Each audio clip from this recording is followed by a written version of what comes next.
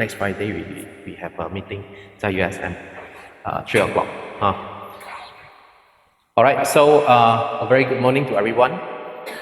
So today I'm going to explain to you guys, what is an overview of the benefit of the ESG awards and GHG carbon emissions standard protocol.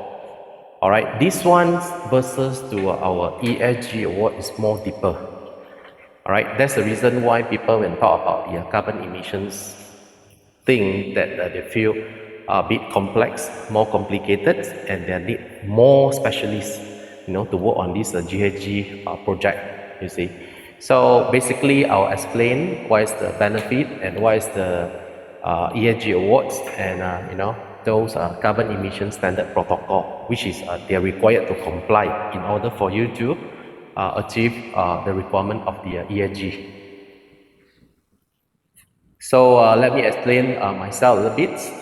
Alright, so basically I'm the MBA holder of the South University of Australia, and I have a degree in Business Finance, Harvard University.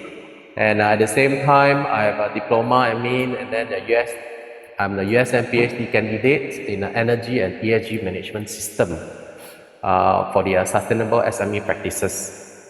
So what I'm doing right now is very much relevant to this ESG award and this GHG. Alright, greenhouse gas, thing and project, you see. So I have work experience only 25 years, alright, through the MNC, because I'm the one who involved with this front-end semiconductor. Because front-end semiconductor is involving like those high technology thing like, in the US and China, there's some confronting about the, those electronic device with the CMOS thing. Like example, like you're using the EV, you need those devices, to add on into your car. So those things we call CMOS, that which is we are doing.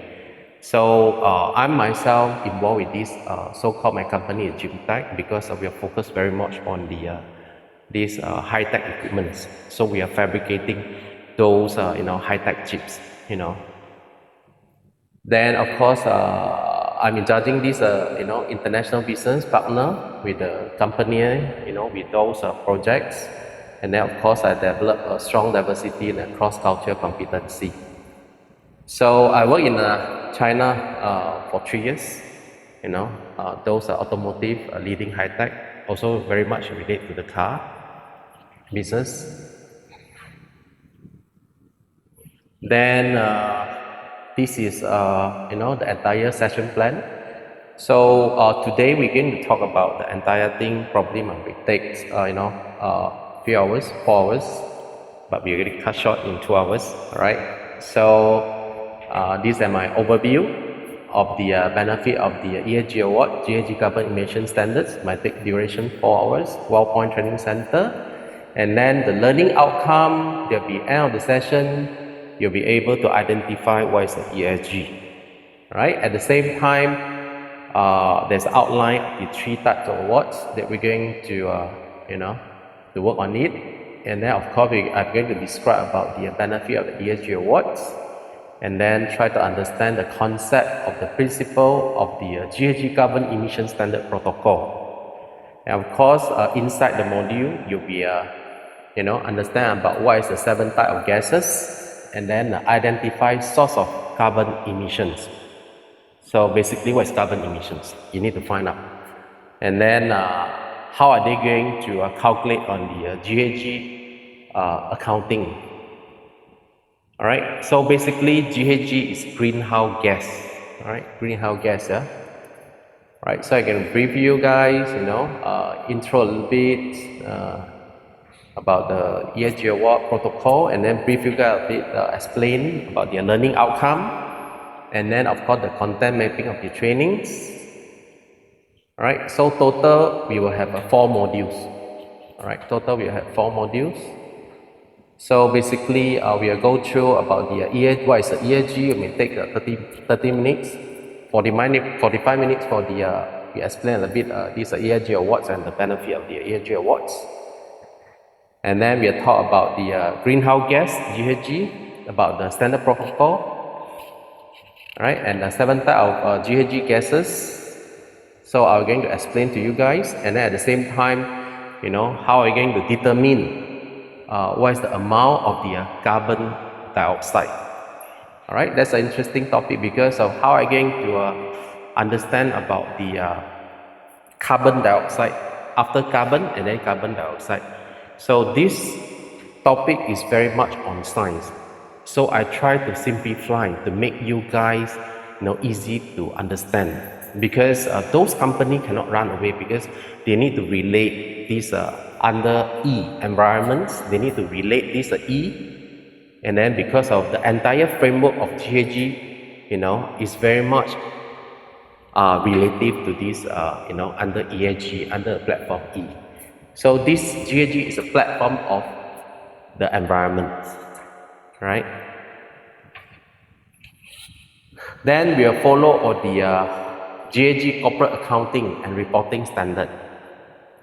So this one is very much on the measurement. How are they going to measure about this GAG? So inside the module 4, total they have how many type of the project, accounting protocol, life cycle, corporate value chain, GAG protocol for cities, So this thing when we take a little bit time to explain to you guys, the entire module, because this entire module is related to those company, come from a different industry, meaning that some of the company they be involved in the constructions, some of the company in the factory, semiconductor, so semiconductor we have a front end and back end as well. Okay. So I think roughly you guys clear about the session plan. We may take up the 4 module to try to understand the entire session about what is the ESG, and then eventually go for the GAG corporate accounting and reporting. Okay, so we need to do a little bit icebreaker.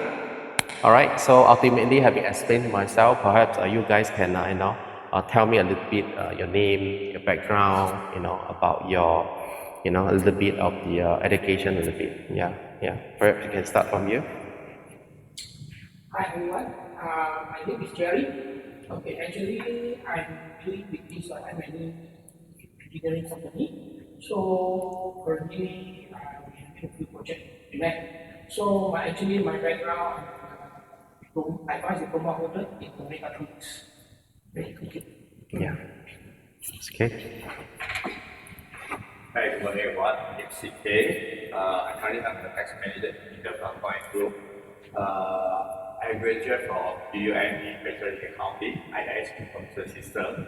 So basically, I have about 15 working experience in this line. Thank you. All right. Thank you. Lina. Good morning. I'm Lina. I'm founder of the Lawpoint Group. And Lawpoint, almost 20 years, more than 50 years in accounting. Wow, good. Thank you. Yeah. I'm Jocelyn, and I'm a business development senior supervisor, and I'm more on in charge marketing and customer service on Lawpoint. Oh, okay. Yeah. Great. Thank you. Yeah, good morning all. I'm Xiu. I'm from Lawpoint SQ. I'm the audit manager, and I'm working here for almost 8 years. Yeah, near to 8 years, I think. And I'm graduated from the RUC. Okay, I see. All right. Currently is the FCCA and Oh, okay. Thank you. Brenda. Good morning, everyone. My name is Brenda. I think I met Jerry before during the mediation session. All right. Okay, so I'm the CFO of Lawpoint. I graduated from Peking University of Australia. So I'm also one of the chartered accountants from MIA. All right. Thank you. Thank you very much. So follow. This is a content mapping. All right. The content mapping will come with these 4 modules. Again, I'm going to explain about this ESG first, and then come to the type 2. The type module 2. There's a type awards of the benefit of ESG awards. There's a pioneer reporting recognition and the benefit of ESG awards. Okay, and then module 3 is a greenhouse gas, come with the standard protocol, and then inside the greenhouse gas for the standard protocol, you'll be able to understand about the 7 types of gases, and those are scope and emissions. And now, of course, these are how to determine the amount of the carbon dioxide. And then come to module 4, there will be type of the GAG corporate accounting and reporting standards, right? And then inside the content, they'll come with the project accounting, life cycle accounting, corporate value chain, GAG protocol for CT. I'm going to explain to you guys later, you know. So we cut it short because the reason why, you know, this topic is very hot when talk about the what is the ESG, right? So ultimately, you guys, you know, roughly, you know, aware about what is the ESG, but main thing you need to remember why this ESG, when they talk about these impact are so crucial, because when they're talking about impact is the size of people, you know, you'll be influenced, or maybe the impact, how many people are aware, how many people will be benefited, you know. So this thing, when they talk about ESG, is very much talking about impacting, how much you can contribute, you know, to those people, you know, to the people that they get to know about you. And why this ESG is important. How are we going to publicity, you know, how are we going to make it the company more, more into what? More famous. At the same time, they know that you work on a little bit on the CSR. And then, of course, you have a strong corporate governance, right? I believe, WellPoint, you do have your own company policies, right? So we need to ask, are we be able to support this corporate governance to the entire employees to understand about the entire company policies, are be able to follow reasonable enough, you know? So those things like, you know, when talking about the corporate governance, you know, it's very much related to the stakeholder and the employee. All right, and of course with the customer, you know, and with the supply chains, you know, your management, meaning that they're going to lead with your suppliers, you know, your supplier customer, your suppliers, you know, suppliers. So the entire link we're going to pull together, you know. So this means what? Meaning that the company will produce the production, that the material that you buy, you know, from your suppliers are legitimate, you know, parts and the material as well. So like example, they say investing customer, you know, and then of course your suppliers, your employee, your general public, and then of course you need to forward thinking your solutions to sustain, you know, all your risk management. So this topic, even though we look at it, E is very simple, environment, and then S is social, and G is governance. You know, the entire ecosystem of this ESG, when you hear about it, is kind of very simple, but yet the topic contains a lot of, you know, elements and all the factors that we need to understand. So when people talk about ESG, you just simply say, oh, E is tanam pokok only, but no. Because what we learned at the beginning, that because we're talking about E, because of the tanam pokok only contribute a little bit of this so-called try to carbon reductions. So when I involved with this, our TYT plant, you know, tree planting, total we planted around, we targeted around 1.5 million. But unfortunately, we meet our target around 1.4. But I think total the plant died, probably 300,000 died. You know, and then of course, we calculated the carbon emissions reduction is not much, because only contribute 1 meter, and then per year you only contribute 0.4 only. So they are talking about this carbon emission is by ton. This one is only by kilo only, very small. So it just, you know, sake of how do I say, publicity. At least they say we have saved the, you know, world. That which is at least we plant a lot of trees to help for their carbon reductions lah. So in our carbon emission reduction, we have net zero, and then we have surplus. So at least we need to maintain a minimum as a net zero. So that's the reason why we're talking about environment. They keep on pushing for the, you know, a greenery. ultimately people get to aware about, we're talking about environment is green.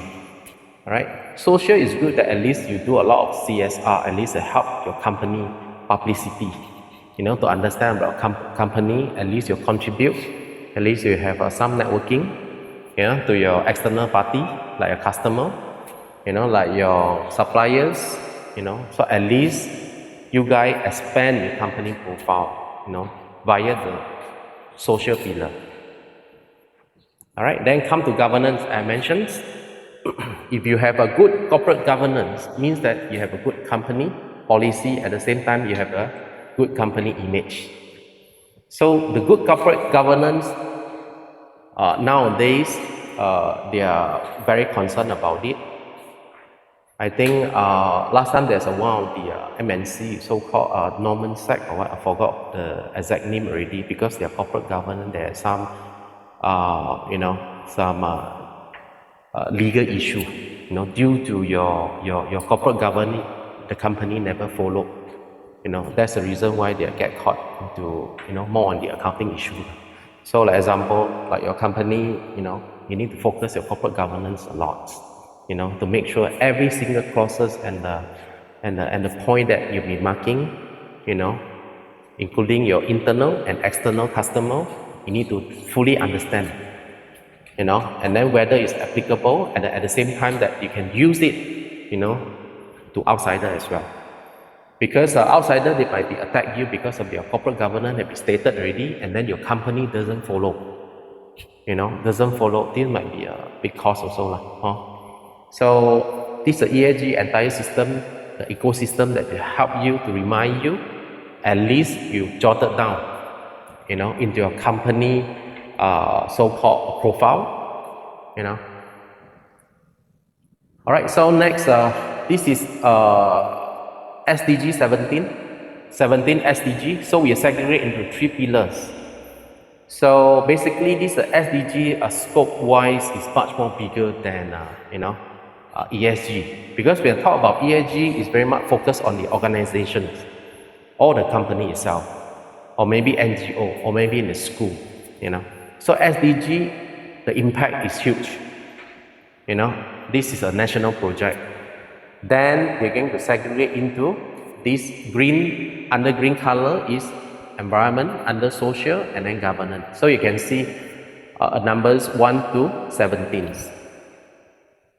All right, 1 to 17. So perhaps you guys can recognize the picture. There are some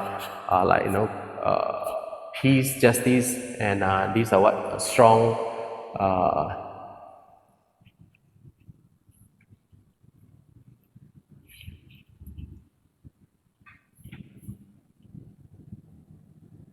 So these 17 Sustainable Development Goals is related to our ESG. So one, we segregate into the 3 pillars. At least you understand the entire SDG 17. At least you go through, every single SDG that which is you like to contribute. At least you'll be done before. Like I think Brenda, you collected those information that which is the company have been done before. Then eventually they will convert into the reporting. This is some story that which is at least you started from SDG 17.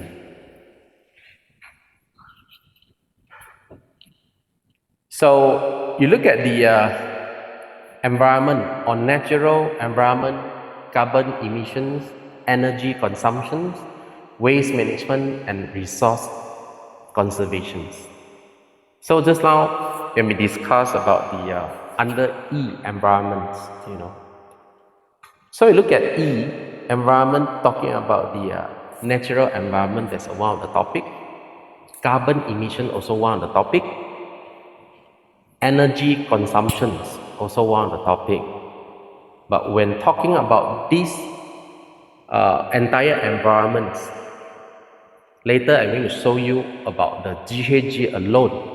I think it may be, about this topic, it might talk about probably a few days already, in order for you to complete entire GHG. So it's not that easy that as what you thought when you're talking about the environment. And the thing is, among the 3 pillars, You know, in terms of UN, United Nations, you know, these are IPCC, you know, all those NGO and government, they're very much concerned is a climate impact. Again, will fall into the environment, you know, because of they're talking about natural environment and carbon emissions. All right. So when you talk about environment, talk about ESG, you don't mention about because of environment is very much related to the green. That's very much related on the output of their carbon emissions they talk about. You know, so whether your company can help and contribute into this topic or not. So of course, you're talking about waste management. Why waste management? Because of some of the factory, there are a lot of waste. You know, so it might become from their supplier because of their production require you to produce your product, and then in order for you to produce a lot of waste. So eventually they're going to trace the waste, you know, where are you going to throw? Are you going to recycle? So that's why they say waste management. How is your management? How good are you going to manage your waste? You see? So why resource conservation? For example, in Penang, what we short of? Yeah, manpower also one of the resource conservations. Actually, manpower to support the energy. You know, so in this environment topic is stress on the natural resources, the energy, and then the carbon emissions. Like example, the power. We short of power. All right, the power electric, and then of course we short of the water as well. So in terms of you're talking about those advanced state, they required you, you know, to build a data center. So a data center, they required those energy, you know. So energy we consume a lot. We consume a lot of energy, but whether are we sufficient to support those energy to those data center? Because data center is the one who support those factory like AI, you know, like banking, factory database, you know, all these things, they're going to store into the data center. So like our Penang, state Penang governments, and of course we're going to relate to this meeting as well. They have some requirement for data center. Because data center, they need to meet the requirement in order for them to set up in Penang. But unfortunately, our Penang state, we lost a lot of these FDI from data center because we cannot comply, you know. So that's why a lot of FDI for data center when they're going to Johor. You know, in Penang, we short of two things is very crucial. There's power and of course with the water resources as well. You know, in our industry like semiconductor, we're also facing this problem because we need a lot of consume a lot of water and consume a lot of power as well. So without these two things support, you know, the company basically cannot set up over in our northern regions. Like SK mentioned about this FDI, because we have studied, you know, quite a number of companies that whether they are qualified to come into the Penang or not. Now some of them they go to Kedah. I mean Kedah is more even worse than Penang. You know, in terms of maybe the cleanliness of the water, you know, the power supply, you know. So that's the reason why they focus in KHDP. And then do you know that this KHDP, they have a supplier for power supply to those industry. So in KHDP it's like this, you know, you need to pay extra money for your power supply in order for you to support your entire factory. Because those high-tech company, they require you to backup power supply, meaning that the entire factory is so huge, you know. The power maybe from TNB, you know, incoming, the first support from there. And then what happened to the backup? They need a backup power supply to prevent those machines stop. Because usually we run our machine is 24 hours, 7 days on. So without this support, we cannot run. You know, but unfortunately, this topic, because of our factory is overwhelming already, so we are using too much of power consume too much power and water already. So that's the reason why they try to not to say stop, at least you try to minimize it. Try to minimize it, and then can you turn into reduction or net zero? So the reduction and net zero meaning that our Ministry of Energy, they're going to give you a figure. That's the figure that at least you need to meet up, and then they calculate the entire company. The company means that where the resource conservations, and then where's the data are you going to collect. So later on, I'm going to show you guys, what is the carbon emissions data collection is. So about the social. So I think you guys aware about this. Social is not that difficult as what you know. But of course, at least social is good for networking. At least you need those resources to support your company. So if your company never engage to anyone, just stand alone, you never engage with anyone, but eventually your company is just, your scale of company, nobody aware about it. What are you doing? At least, your contribution, people will be aware about it.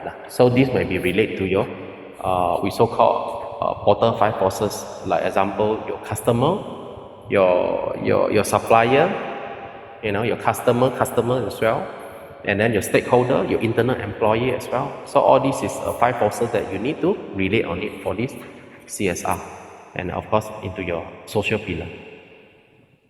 Right, we'll keep it simple. And then governance. So when talking about governance, they stress on what? Transparency. So every single thing is count. That's why they say accountability. Meaning that you're involved into your finance account, about your company policy, your HR, So all these things, what they want is a transparency. That's the reason why those like, Bursa Malaysia, So our ESG award is geared toward Bursa Malaysia under 11th, point that they stress on it. Alright, so there's one of the important chapter, this may be related to the 1 point. Governance is very, very important to you guys. Because you guys are unlike those factory, very much stress on the environment, So 1 point is very much stress on the governance.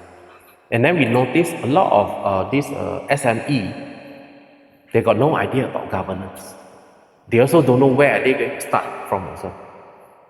And then at the same time, they don't know how to, I share a little bit example. Even though the organization structure, they also don't know how to set up.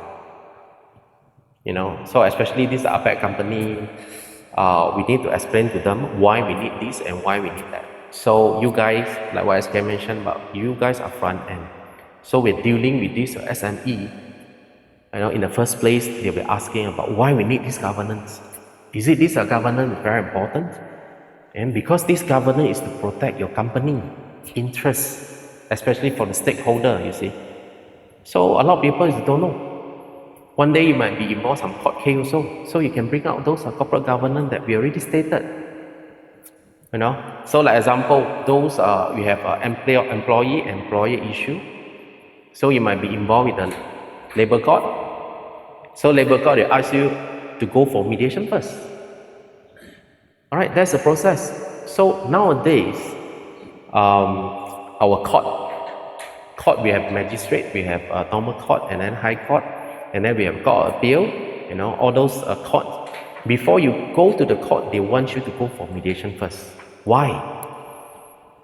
Because they feel that you need to talk to those people are knowledgeable, talk to those people are relevant, at least. Because whereas a lot of people, they find out you go for magistrate, a lot of misunderstand. They're confronted because they know and don't know. So once they involve in mediation, at least they understand the entire ecosystem already.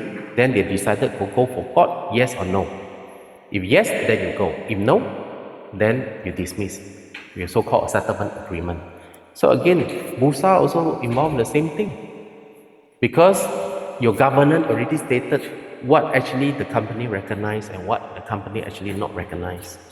You see, if you have some mediation policy, at least you recognize the mediation before you go to court or before you go to any legal actions. At least you go for mediation.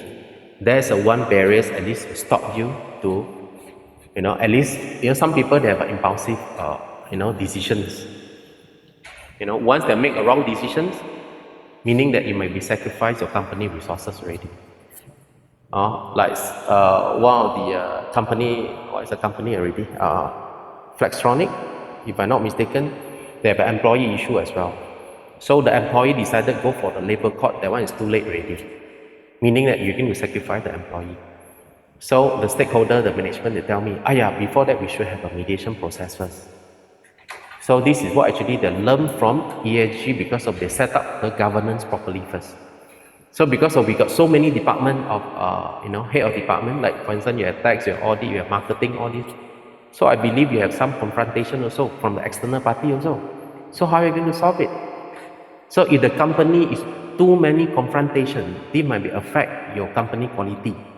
And especially you are the stakeholder, you don't know what happened. I know that you have confront this and confront that, but you got no record.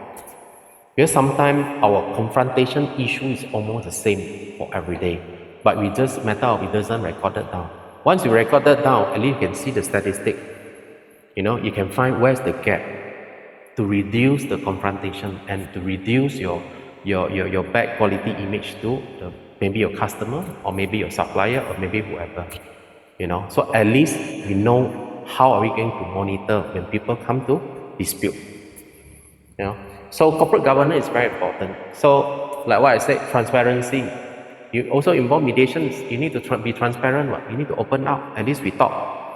If you don't want to talk for the internal people, then partnership, we can talk to outsider.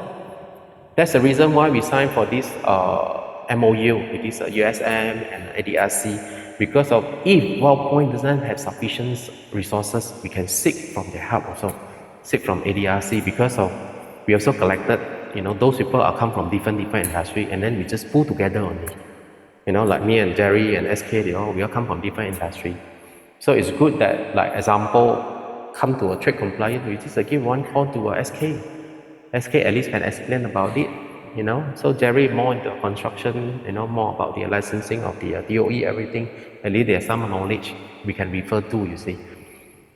So ESG, basically we can network, all those industry people together, and then at the same time we have a corporate governance to strengthen your company image.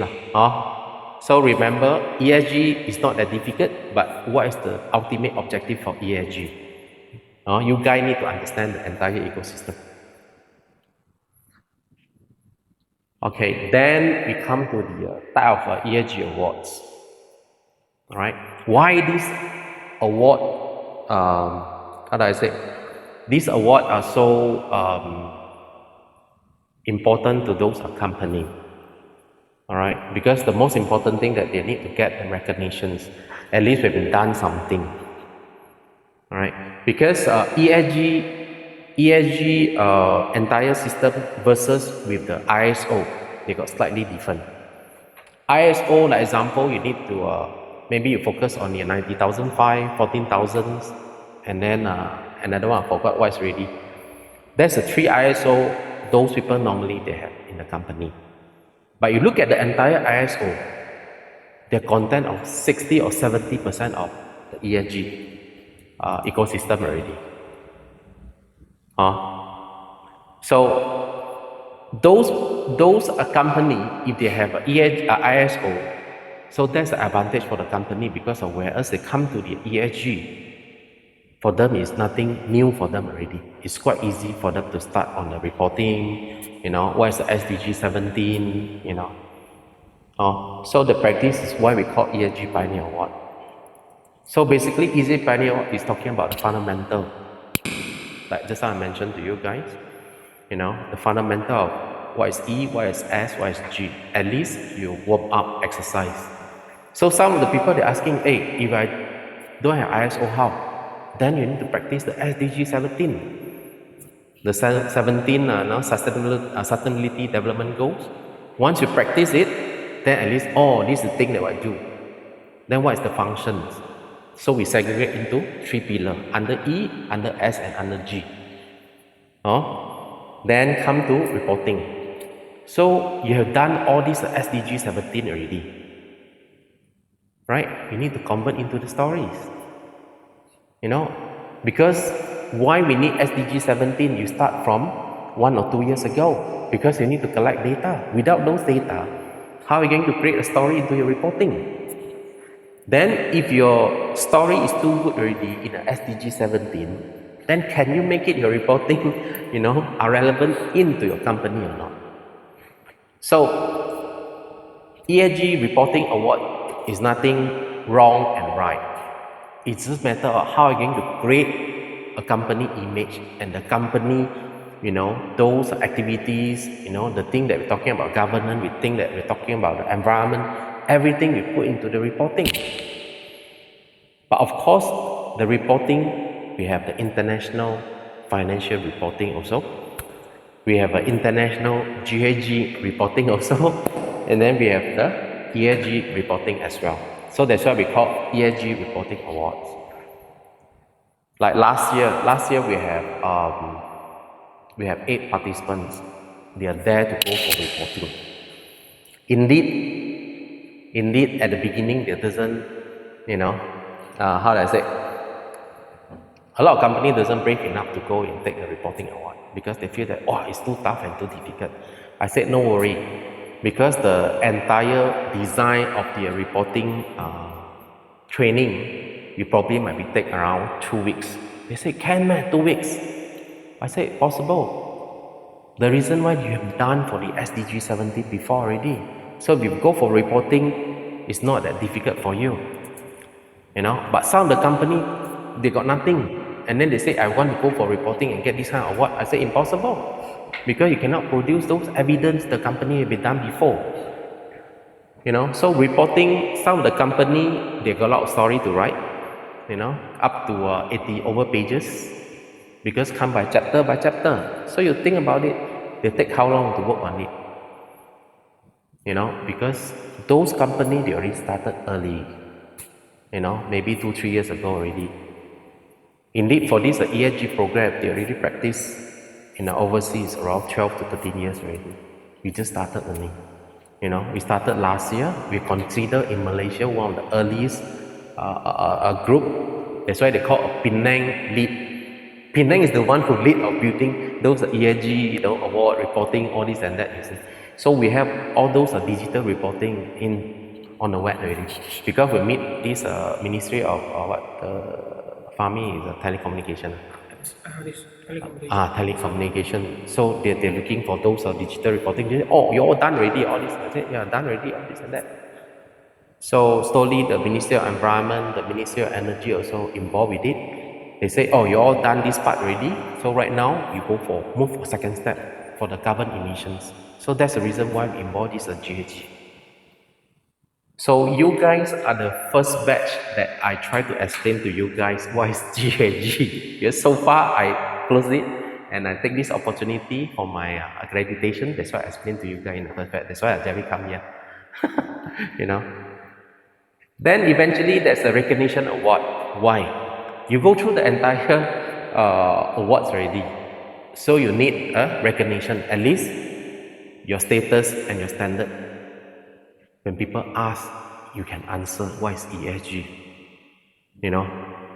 Why? Because you know what is GHG is one of the crucial part.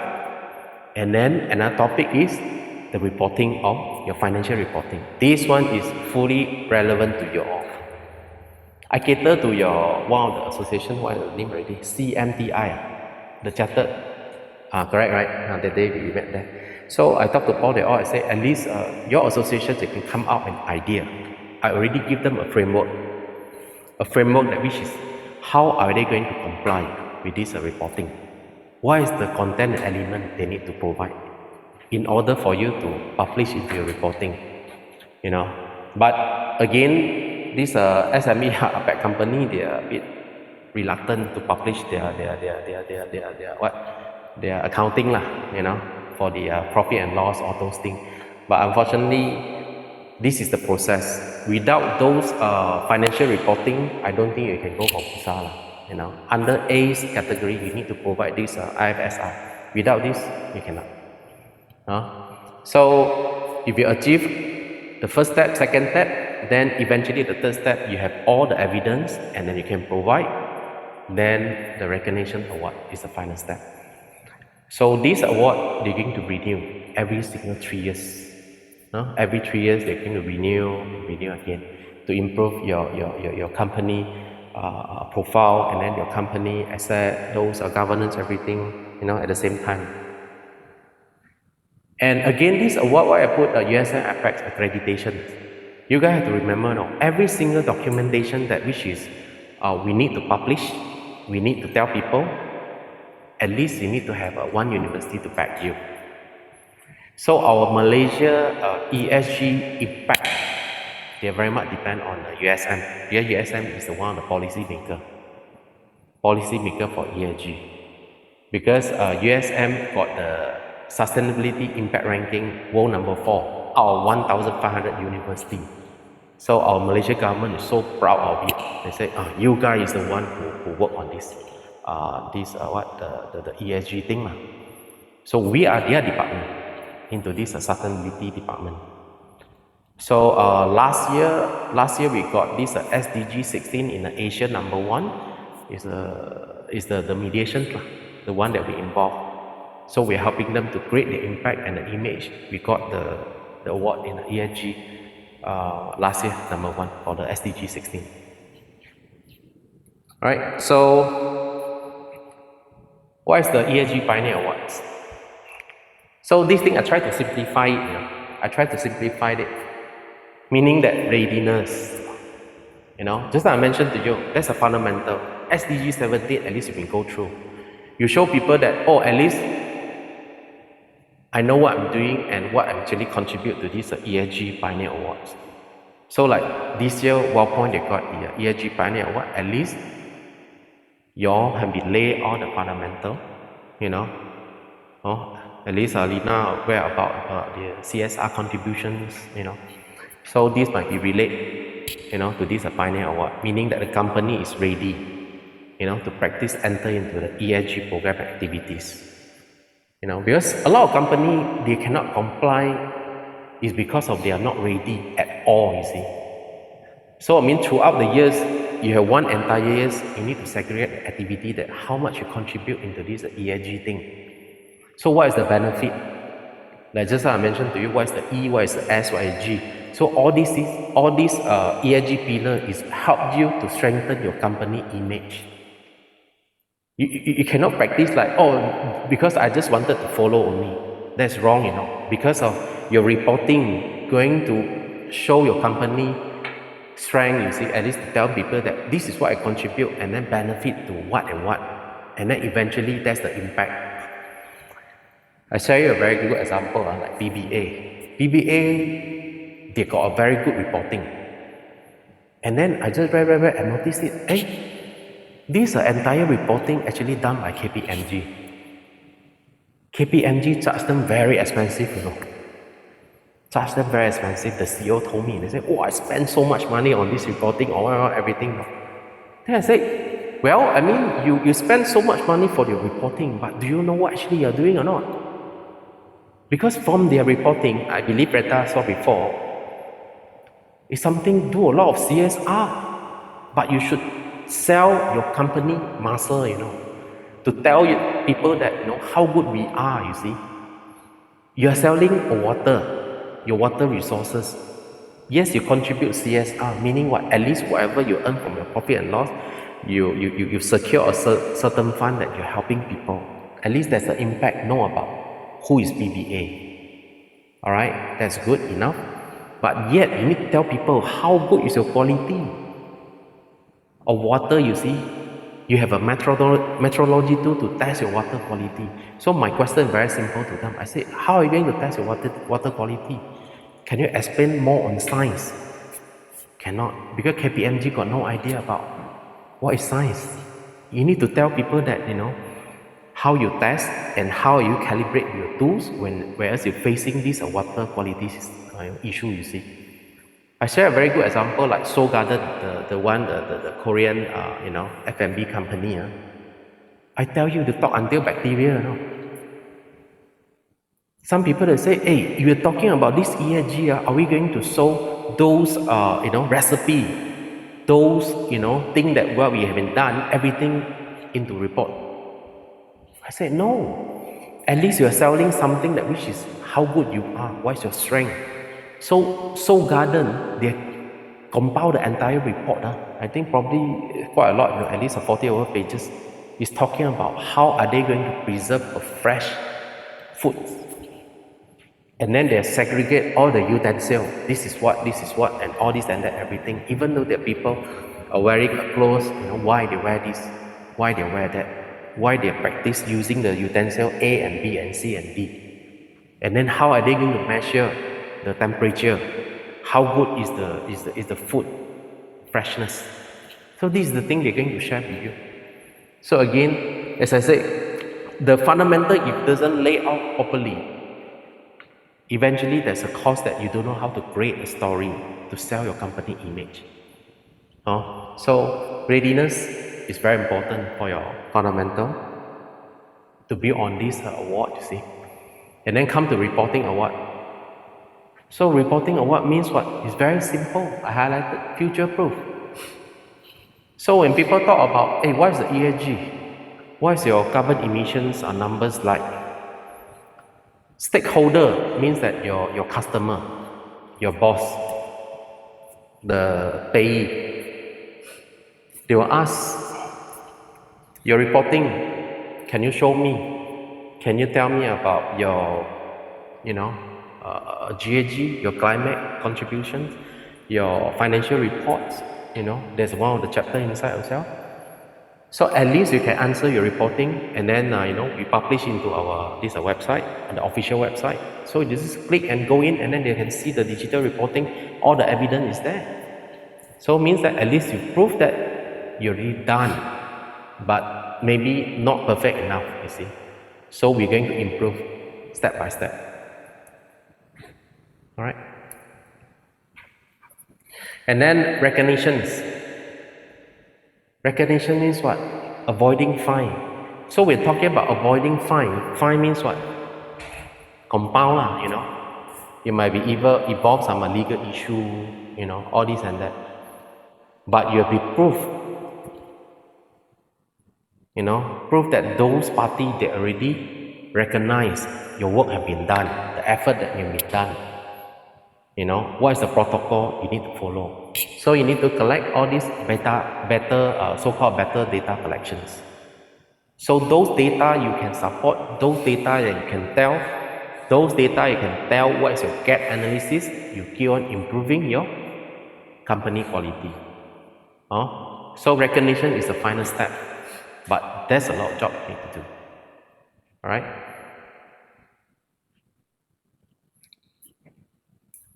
So when people say, hey, I get this award, what's the benefit? Hang on the wall, like ISO. So like Nagoya, Darren told me, I got 6 ISO award, everything. All this has been done already. Then they say, Kaliao tell DPI. Then it doesn't sound like it's helped a lot, to our company, I said, yeah, because ISO is very much stressed on the documentation. So you also cannot prove that how good you are in the reporting. There's only ESG reporting. So those ESG reporting is proven that you've been done, those things have been, collected, those data, that which is your company have been contribute into this E and S and G, So that's why it's called ESG award can be a very powerful tool. You don't need to explain. You don't need to tell a lot. You just send them to your report only. Last time maybe, when people ask, I can make company profile guy. But company profile is very little only. You cannot see much, you see. So that's why right now people want more. They want to understand your company. What is the content? How good you are. How far you can go. So what is the quality like? The day who is tell me already. Some of the construction company, talking about our company. If we're going to bid the company project, we need to pay for 10 times of bank guarantee. our one machine costs around 5 million USD.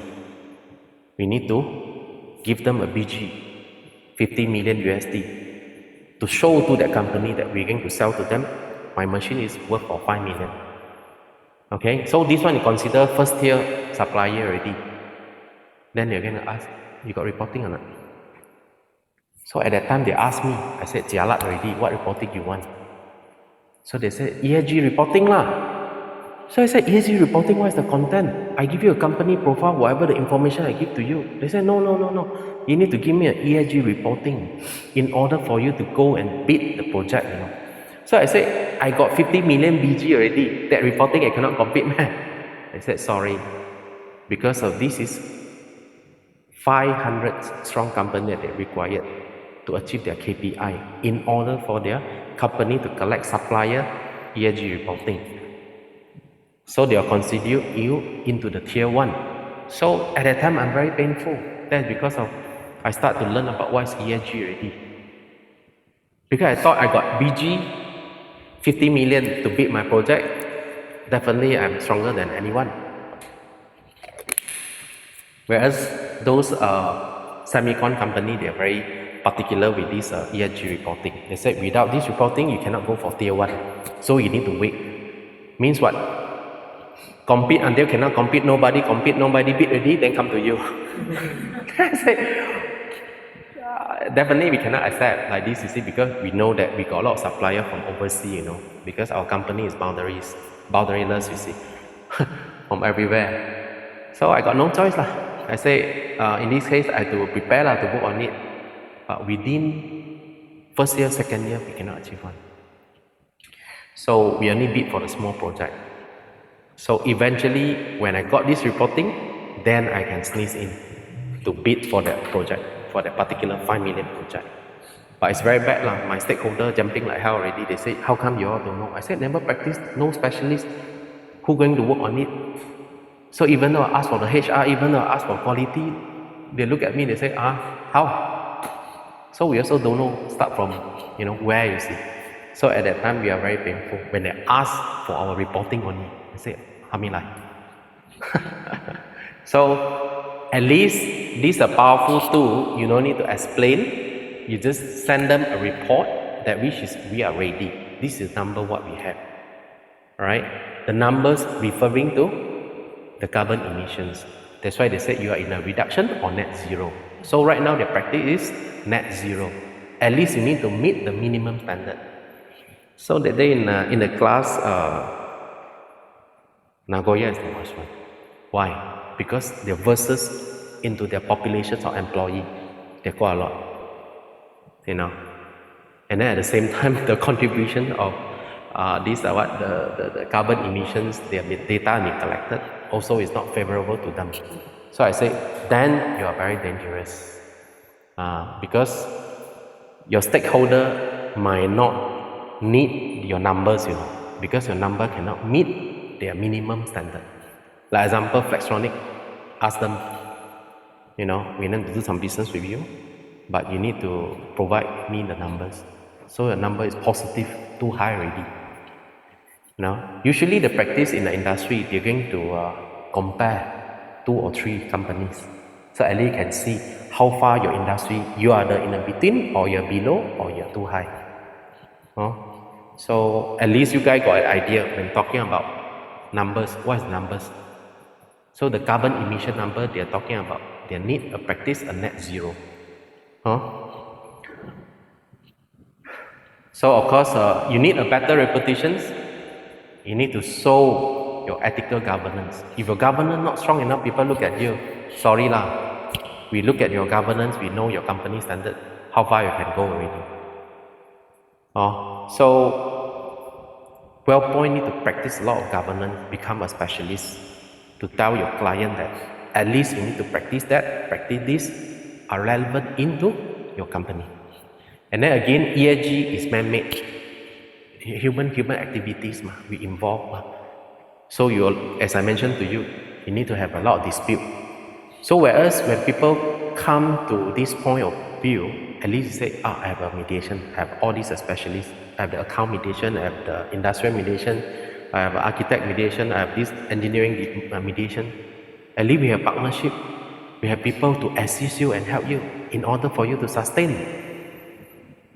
Because, like what people say, when you go and look for the, Chinese, you do business with Chinese, Chinese got everything one, You go to the shop, they say, I got everything. Why? Because you got a lot of networking. Even though you ask, this one got or not, even if it doesn't sell, you say, yes, I go to my store and take and collect and sell to you. At least you have partner, you have networking. When people come to you, you know how to solve their problem. Rather than you say, oh, full stop already. WellPoint doesn't provide a pharmaceutical industry practice. Then you stop here. You got business come to you already, Then you cannot tell that you don't know, They say, yes, we have some specialists can advise you. So the practice is, the model is almost the same. Only the practice is a bit different only. So the sustainability is telling you that at least you got connection, partnership with those people involved in the pharmacy. They can help you and come and advise you. Then you can advise your client correctly. You see? So sustainability is very important. So better reputation, you need to stress on your corporate governance. This is your strength. Alright? So again, competitive advantage for these ESG practices, you need a leader to initiate the thing. Like my company, I'm the one who initiate the ESG thing. So you doesn't initiate, you doesn't practice it, nobody bother. Just leave it. You got no idea what is ESG. When talking about ESG, planting tree. So that's wrong. So you guys are the one who practice, and then you guys are the one who front end to explain to your customer and your client what is ESG. This UTM space. UTM space is under University of Utara, Malaysia. They got the government grant 60 million. Last 2 weeks, I met one of the MOU guys. They come to me, they say, we wanted to work together with you guys. I said, why? They said, you guys already practice the ESG and you guys already have all those modules. So we want to work together with you. So a bit blur. I said, why? Because government give a UITM one MOU worth of 60 million. They train for each student 5,000 ringgit they claim. So how many students? 60 million divided by 5,000. There's a lot of students now. Because our government hope that once the training has been gone through, the practice go to the market, at least they can help those people what is ESG. So this is the government initiative from federal. Penang, we are very difficult to get this kind of grant. Like those grant about the ESG practice in higher educations, our federal already given to the state Kedah and Perak 1 million each state. So we've been going to ask for the practice about this ESG grant 1 million for Penang. They say, oh no, Penang is one of the richest state and Selangor. So you guys have to cari sendiri lah, at least the practice have to go for secondary school. Total we initiate for the 127 school. So we go for look for the Sudaralaju lah. Mana ada adik? So you want to get those Penang lead. So that's the cost lah. You cannot get the grant, from federal because of 1 million ringgit. So everyone got the grant for the ESG initiative for those secondary school. Penang, tak ada. So we stuck in between because of the grant. Alright, so the attracting investment.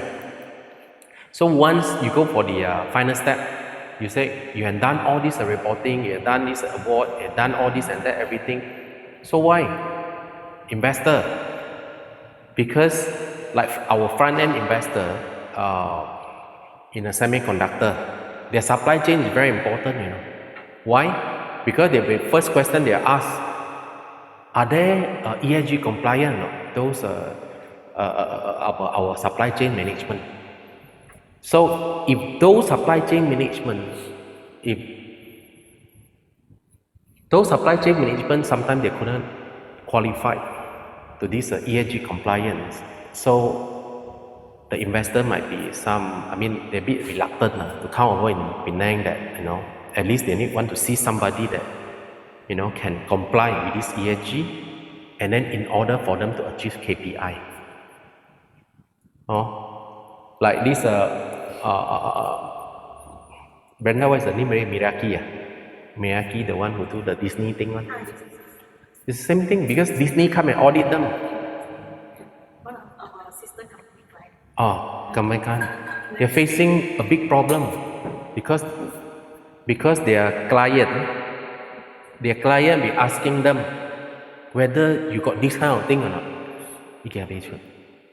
They doesn't have this the ESG relevant documents, those reporting, So it's a big impact for them, They cannot do that business, And then some more their customer come and audit them. They say, "Wow, it's happening already." They are not ready. So this is a typical classic example. Once you involve those stakeholders, when they're coming to invest to you, they need this document in order for them to come into the Malaysia. Because they look, in the first place, look at their supply chain first. Whether those people are qualified to achieve their KPI or not. If those suppliers, like example, why people reluctant to go for Myanmar, Laos? Because they got no idea what is ESG. Even though Vietnam right now they start to practice a lot already, Our neighbor country like Thailand also. So you guys need to explain a little bit to your customer or client to understand that once you got these awards, at least the recognition is come from the state government and the highest authorities.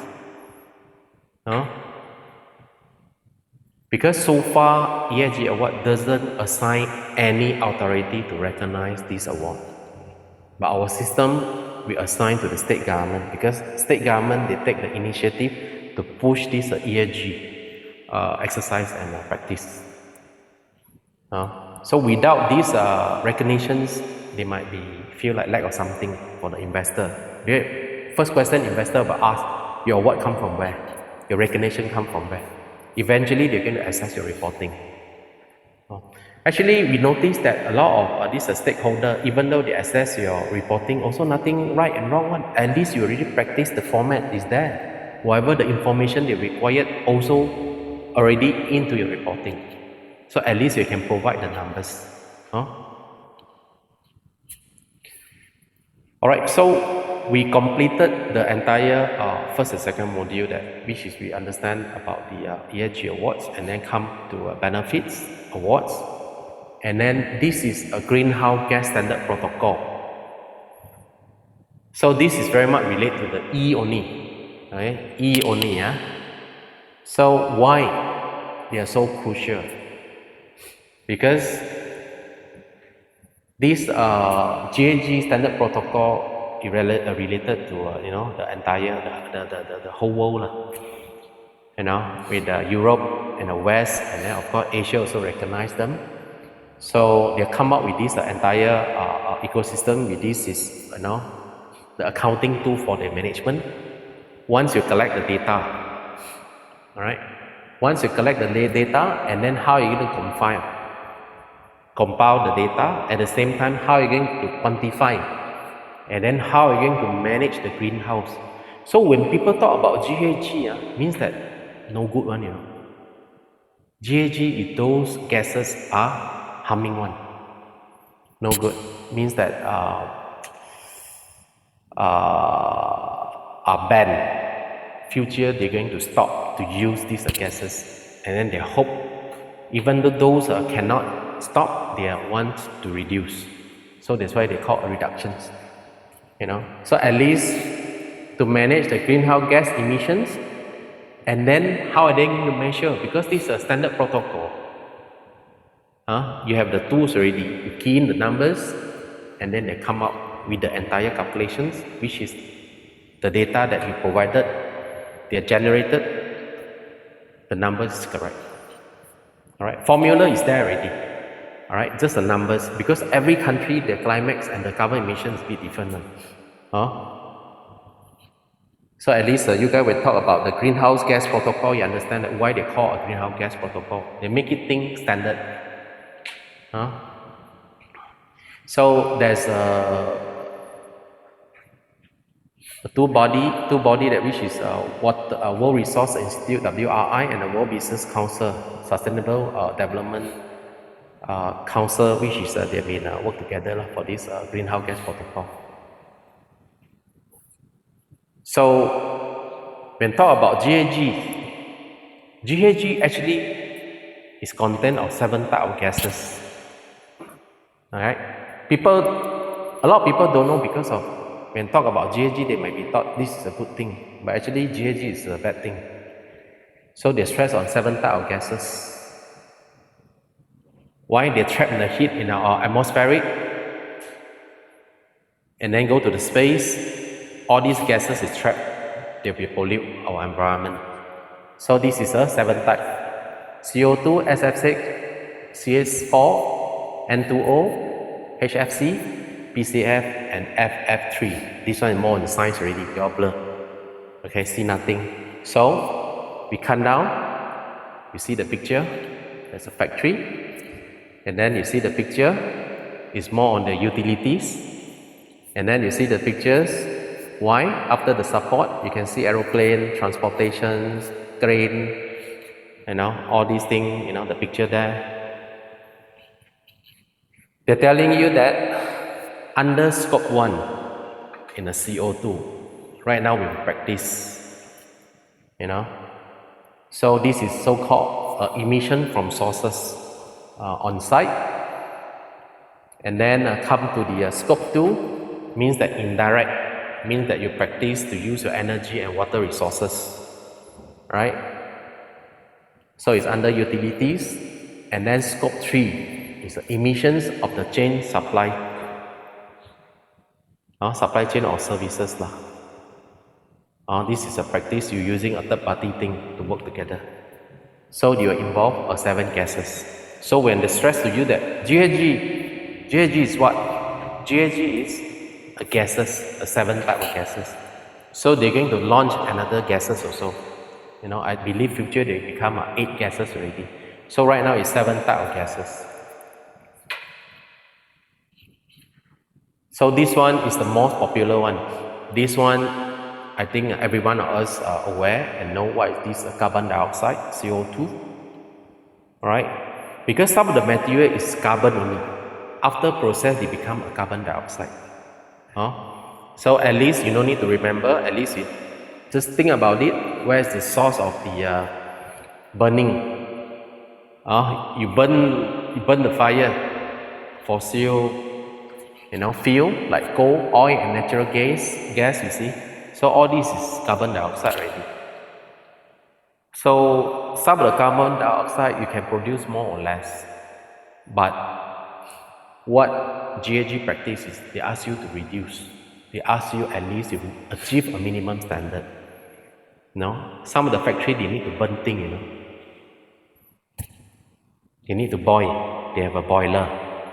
So once you involve boiler, you need to burn natural gas or diesel or fuel.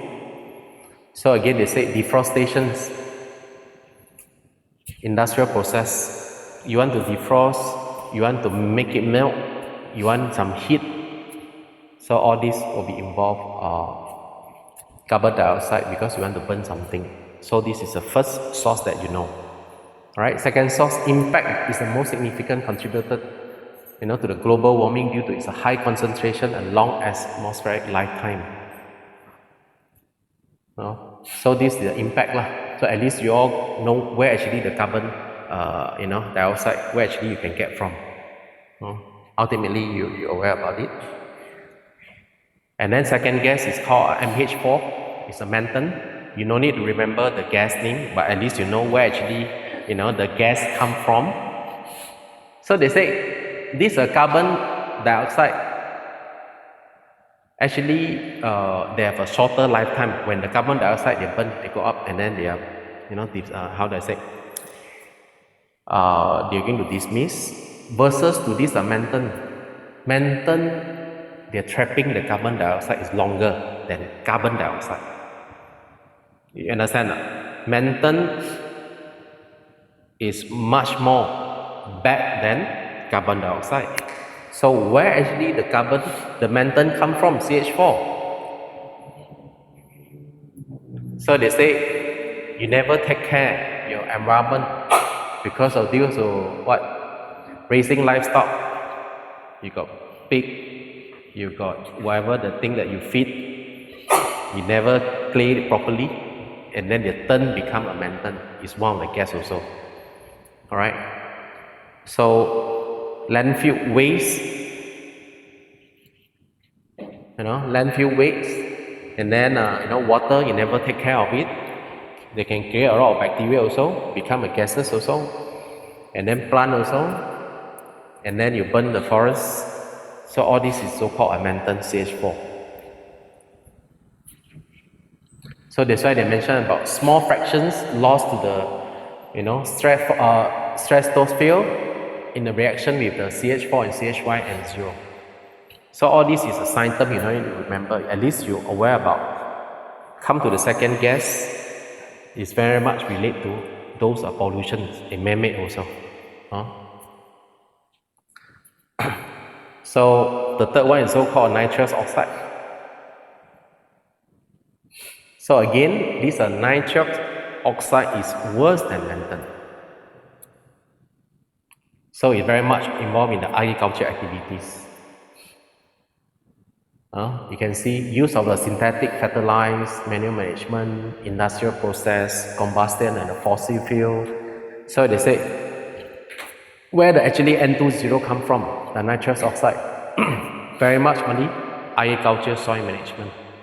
So I believe some of your clients also come from agriculture. So those companies involved in agriculture, how are they going to grade the report?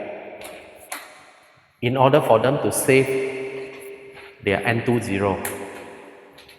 You cannot run away because those are industry, those are company, those SME involved with the agriculture one, definitely they create a lot of this nitrous oxide. So you need to come out with the report ready. When they're going to listing or anything, so they ask for the minimum 2 report. There's one is a financial report, and the other one is this one, GHG report. Because when they talk about agriculture, they know. You create all these N20. But normal company like us, we create a lot of carbon dioxide, CO2. In the scope 1 or maybe scope 2 or scope 3 only. HFC, hydrofluorocarbons. So very simple only. You just HFC, you just think about your house, think about the factory, think about the company, So they say HFC are potent greenhouse gases with high global warming potential. Because of your gases, your refrigerator, your aircon.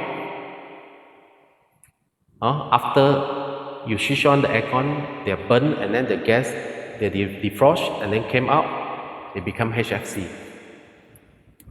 So these gases also is potent. It's no good lah. So they say, though they are less abundant than CO2, they can dismiss easily, but this one very difficult. They stuck. So this one they say, keeping your home comfortable but warming the planet. You're happy but your planet not happy. So this is gas number 4. So number 5 is these are so-called fluorofluorocarbons, but this one is practiced in the factory.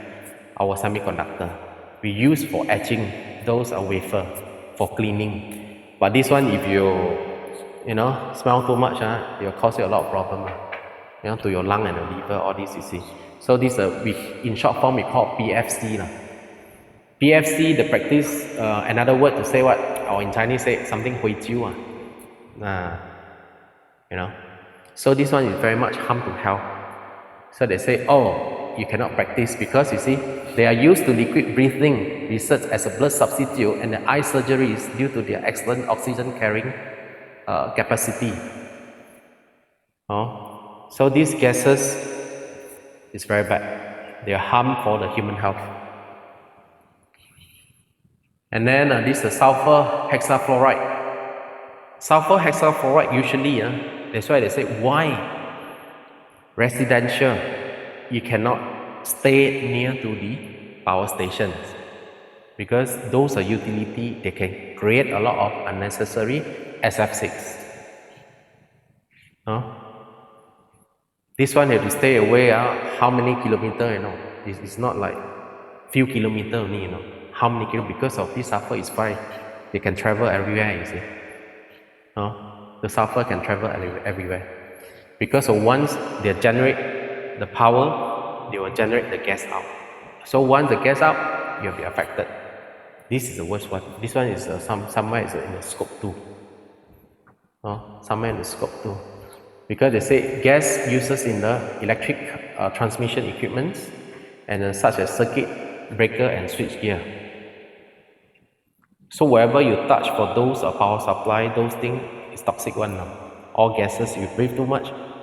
This one is faster than HFC. Like your area also. So your area had to practice this sulfur hexafluoride. How are you going to prevent? You need to come out a report. This is another level already. So if WellPoint want to practice this GHG, probably in the scope 1 only. You stop already. Very easy. Whereas come to them, a bit difficult. Because how are you going to enclose to make sure this HFC cannot travel or what, minimize the thing, you see.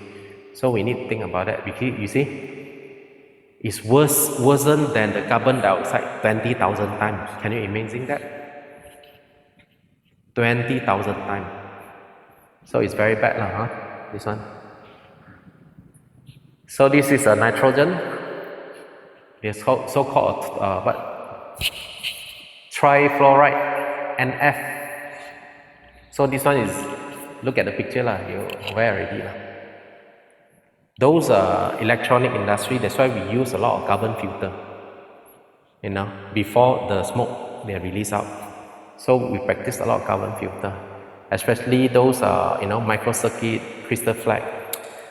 I forgot what's the name already. They say once you breathed it, the nanometer is around 2.5 only. They can travel. Once you breathe in, there's a lot of people kena cancer. So this is the thing, they came out. And then what kind of factory? They produce a lot of this NF. Majority is electronic industry. That's why you better stay far away. Stay far away from electronic industry. Because they produce those molecule, it's very, very dangerous. It's too small already, we cannot save. Even though carbon filter, you're talking about 2.5 nanometer, that carbon filter is cost you very, very expensive already. Because they cannot stop. So only you can see those that produce smoke. Daytime maybe they practice the carbon filter, but what happened to nighttime? Nighttime they take away already, they release. So this NF is one of the dangerous gas also. So when they're talking about Paris Agreement, I keep it simple at least you're all aware about it. How means the Paris Agreement? Paris Agreement, Malaysia also one of the member also. So they also stress on these 6 gases. So you can see the carbon dioxide, that scope 1 doesn't factor in. So the rest ban. We have carbon dioxide, one of them, CS4, N20, PFC, FSC, SF6. So they call this 6 GHG actually is made by the human activities. So these 7 gases actually created by the Paris Agreement. So this agreement, actually they go for Paris meeting and then come out this agreement. So right now they practice. Malaysia is pushing on this. So they say Paris Agreement on climate change. So those are 7 gases that we talk about is very much on the global warming potential. So they say, oh, efforts to mitigate climate change, that's because of energy efficiency, renewable energy, and regulatory measure. So all these are practice in order for you to reduce the global warming potential. That's why they say you need a net zero minimum, a standard. Our practice is for this carbon emissions, our numbers is 0.4. Alright, this is the international standard, is 0.4. However, our MITI already came out, the number is 0.475. You see, that's a difference. Even though Sarawak also different figure. So over in the peninsula, we're going to practice right now is 0.475. Now we're going to practice on it. So this is very much on the global warming. At least you understand what is a GHG. GHG we're talking about is 7 types of gases. At least you guys are aware about it. Global warming potential. So carbon dioxide, how are you going to get it? How are you going to collect the data? So come to this module, we stress on carbon dioxide. You need to collecting the data. That's why I say, when people ask, your stakeholder ask you, what is the number of your carbon emission? So people, carbon emission. So this is the thing that we're talking about. You're going to collect the data. Where actually are you going to collect the data? From the company. So right now, our USM side, we developed the algorithm for the calculation for these carbon emissions. But the company or the factory, they need to collect those data to key in the algorithm to generate the numbers. So I'm going to show you that, where actually the amount of carbon dioxide you're going to collect from. It's not that difficult because this one is under scope 1 only. So you look at the, energy use, heating, transportation, some cement production, the chemical, agriculture, rice paddy, fertilizer use, waste, landfill. All these, they have a figure. Roughly. Roughly they know. So we can provide you a figure to measure out what's the numbers. So once they plug in the numbers, you collect. Later I show you the calculation, you all flung. See all the stuff. That's why I try to summary to make you guys to understand a simple way. At least from electric, from transportation, you can start from there. So industry, that one is related to those are manufacturing. Okay, then agriculture is related to only for those are involved in livestock. Especially in mainland, Chi Ke, Chi A, Chi Tu, there's a lot, So this one referring to maintenance. Remember the CH4. And then of course those are involved in natural resources, and the landfill, wastewater treatments, all those companies, they need to provide those data. So this is the thing that we're talking about, the source of emissions. So the ultimate, those like trading company, those like WellPoint, you are in electric and transportation. All those are utilities, your employees, drive, transportation, you collect data, from your gas, all this. So it's not that difficult.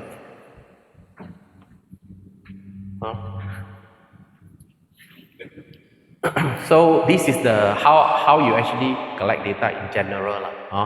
We don't talk about until the factory, because factory that one a bit complicated. So they say this may include fuel consumptions, amount of fuel, example, liter of gasoline, roughly, and then a cubic meter of natural gas, this one no. Electric use, kilowatt per hours, how much you consume for the electricity, and then your distance of travel, roughly every single employee you collect the data that how far from here to the company. So you roughly calculate that gasoline has been used already. So material usage, quantity material used in the industrial process. If it doesn't have, then only. So basically, I would say maybe 1 or 2 or 3 only, from data to fit in. So what is the factor? Use of emission factors. So this one is talk about a little bit algorithm already. So they say 2.31, maybe 2.5 kilo lah. You can get about the carbon emissions equivalent to per liter burn. Natural gas, no, not ours. Electricity and various of by region, 0.5 kilo, no, 0.5 kilo equal to carbon dioxide per kilowatt in some areas. So actually very small only. People talk about ton already, we only 0.5 kilo. So you're talking about the tree planting, actually we have seen nothing. So you can see it will be involved in the scope 1, scope 2 and scope 3. So these are the gases that we practice. So they say, product material waste, at least you need to understand about the those agriculture that we practice. Own factory, with the vehicle emissions, this one under scope 1. CO2 in between of CH4. And then purchase grid and electricity and natural gas. And then come to the scope 3, means that you involved with the third party already. Now your supply chain. So scope 3 third party, you're using a shipping, distribution, product waste, so they can calculate, how far you go, and then your waste also, your fuel they're using. So this is, before that one, module 3 is 7 type of gases, and then talking about the source of your carbon emissions, and then come to the final module, they say corporate accounting and reporting standard. So far, you guys are still there. I mean, at least you understand what I'm talking about. When you're talking about protocol, GHG protocol, at least they have a standard, clauses, what to follow, what's the number to follow, at least make things standard, you see. So come to module 4, is talking about the corporate accounting and reporting standard. So as I mentioned to you guys, whereas come to a GHG, they have a scope 1 and scope 2 and scope 3. So where are we? So we are at this scope 1. Direct emissions occurring from sources owned or controlled by an organization. Now, within the control by WellPoint, that which is how many of you guys are carpool, in order to save your gases, in order to save all those, they say, example, are fuel and vehicle use and refrigerant losses. So like in our factory, we practice a lot of carpool lah. At least we can calculate, example, we have 1,000 people, we save how many car, average per employee, they have at least one vehicle come to the factory. But once we carpool, how many, we save the vehicle, how many, how much of this fuel that we are already try to reduce, you see. So scope 2, indirect emissions associated with the purchased electricity, steam and heat and coal. So again, this one, they can tell you that energy conservations. So this one come to my topic, my research topic. So my research topic going to ask you, to practice the electricity, how it could switch off, then how to preserve the energy, and then do you have any special device, to save the energy with a legitimate, device that approved by the authority lah. You need to install the solar, and then come to the employer have it to switch off the electricity, aircon, all this. So all this is a practice for the scope 2. Then come to the scope 3, indirect emissions associated with activity occurring across a company value chain. So this one, again, they'll fall back to your third party already, your supply chain management. Alright? So, because of you got so many industry, so what kind of report and what kind of tool that you need to let them to practice. So this one is measured by different industry. They come from the different practice. If you come from different practice, we have this guide to guide you how again to practice into project accounting protocol. So they stress on they quantify the GHG reduction for specific projects such as renewable energy or renewable efficiency initiative. So that one has to subject to those company that involved. If you go for project-based one, you can use this accounting tool to practice on it. I can show you a little bit about this tool.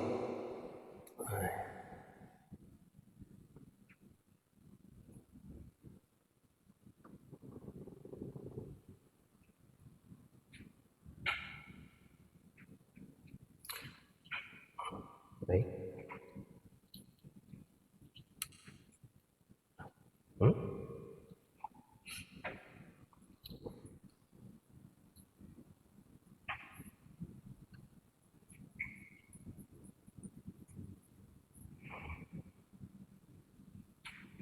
This is duplicate.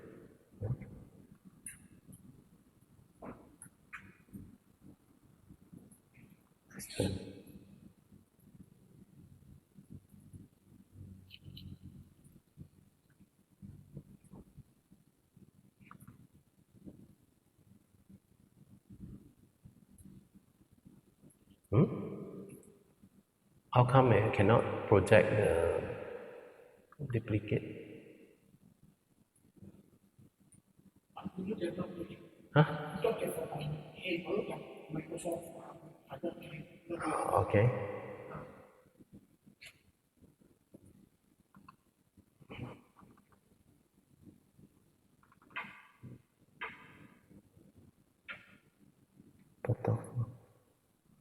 Project account.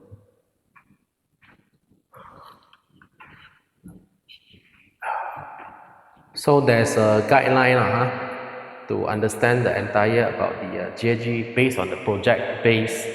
So your protocol for project accounting, okay, you roughly go through what is this contain, concept, policy aspect, defining GHG assessment boundary, requirement, guidance, all these. They have all the protocol, you don't need to worry. You just follow the guideline, how to practice the entire reporting concept, background, you can work on it. They'll tell you all this story, overview, how you're going to convert into it. Chapter, ownership.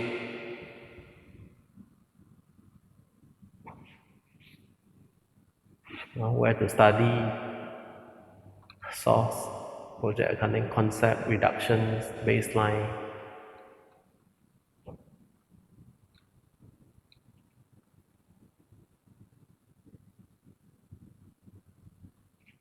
Okay, electric vehicle fueling station.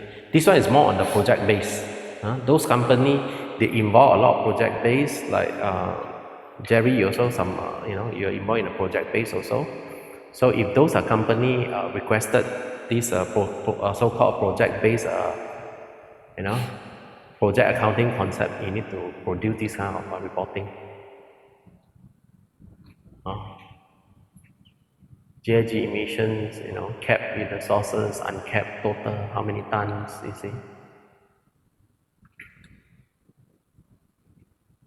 So, actually a lot of references, you don't need to worry about it. Okay.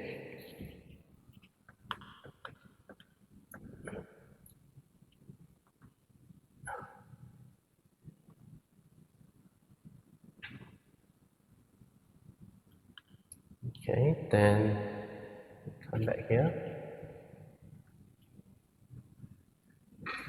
So,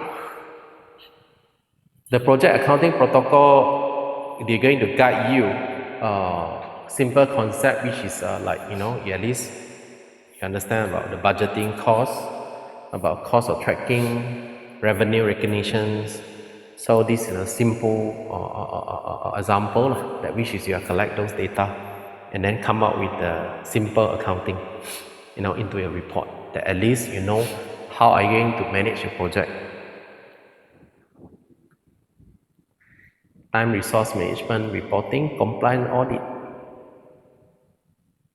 So those are project-based company. They need to produce, this kind of accounting. So they also, told you that what is the objective: financial control, transparency, accountability, and then they give a very good example. You budget 1 million of material, you have a labor permit, and then monthly report, 300K spent, 25% complete, and then deduct here and there. So what actually going to tell you the entire project that will be done, you need to be transparent. So this one is piece of cake.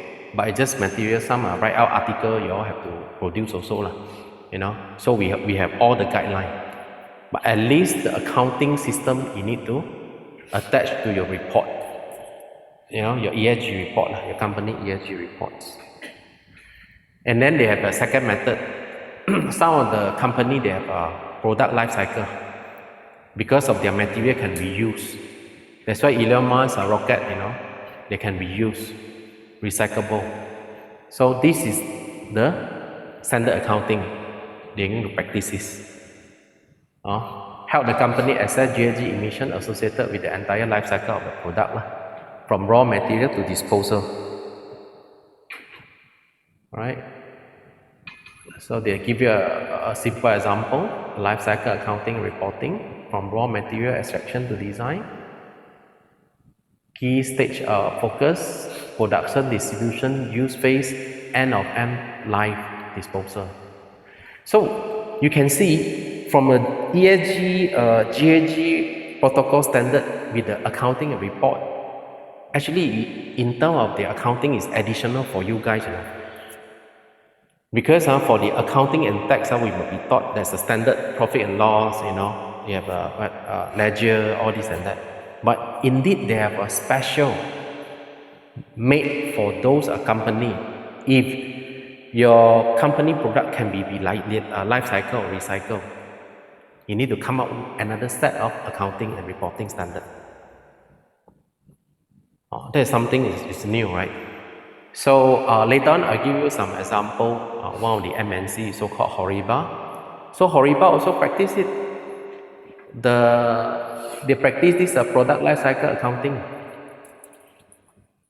So it's nothing is standard, because for this ESG, they have their own standard with the product life cycle. How are you going to reuse back your material?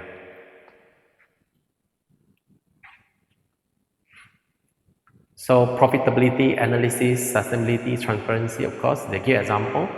A car manufacturer might report productions 20,000 per vehicle, 5 tons of carbon emissions emitted, fuel cost emission over 10 years, disposal 500, recycling, offsite. One thing you need to learn for the extra one is the carbon emissions. Those already reductions means that already saved for their carbon emissions. That one they can sell. You understand? You can sell to the one of the data bank, and then after that, those people overuse what they're already above the net zero, they can buy back. Then you can earn from your carbon emission from that money. So this is something they add on. You can buy and sell with the carbon emissions. So their product life cycle means that your material can be used. At the same time, if you achieve your carbon emissions below the net zero, the extra one you can put on it into your accounting. So this one is more on their corporate value chains. I believe this one is more on trading company. Because those are trading company, they involve with the third party. So they need to calculate. Because trading company, maybe you have your own office only. It doesn't have the vehicle, it doesn't have those transportation that you're going to supply your products to the end-to-end customer, you see. So this one they incorporate with those third-party companies. So they need to calculate and collect those data from the third-party company. That's why we call a supply chain. So this one is a value chain through the company that we work together. So they need to calculate begin from the GHG protocol scope emission across the value chain. So start from where? They say they show you a trolley and then start work on it until scope 3.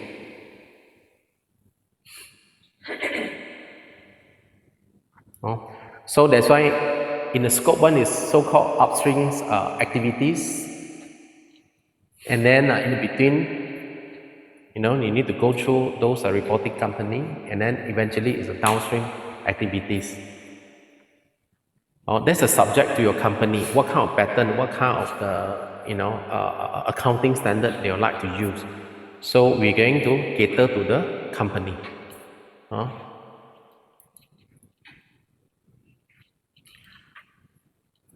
So they say corporate value chain is scope 3 standards. This is your supply chain. You need to calculate the other party. That's why the Miriaki one, why their customer client come to audit Miriaki, because of they practice this corporate value chain. Because their own company doesn't practice, they give to the supplier. So you need to audit your supplier. Correct? So they need to practice this standard reporting. Okay. So the reason I show you guys they have a set of accounting is very much relevant to you guys, because of the company only tally to the reporting, different reporting, different accounting standard, you cater to them. But of course they need to refer, like you guys are consultant, you need to understand the company structure, which accounting and reporting are more suitable to them, for them. Once you found the suitability is there, then you use this kind of template to cater for them. Actually, for you guys, it's not very difficult, because of the format is there, the platform is there. The only in and out might be slightly different. So they give an example. Upstream is what? 50,000 ton carbon side from a cotton production. Purchase good, and then they give to a downstream consumer washing, drying, and then total they may produce how many, in order for you to sustain the cotton. All right. So this come from the final protocol. This one is for cities. They work for the entire system, and then this one is more on the CSR. Help the cities. A global standard for city to measure and report their GHG emissions, helping them develop climate action plan. Alright, you want to do CSR, alright, you just follow, how much actually you can contribute to this city. For example, in Penang, a small city, so you're involved, what is the scope 1 and scope 2 and scope 3. Now, this one different already, you see. Now, in between scope 2, they become energy.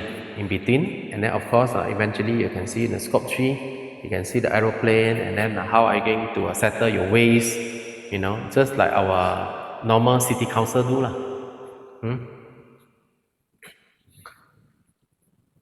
So they mentioned about the key component, very much on the scope 1.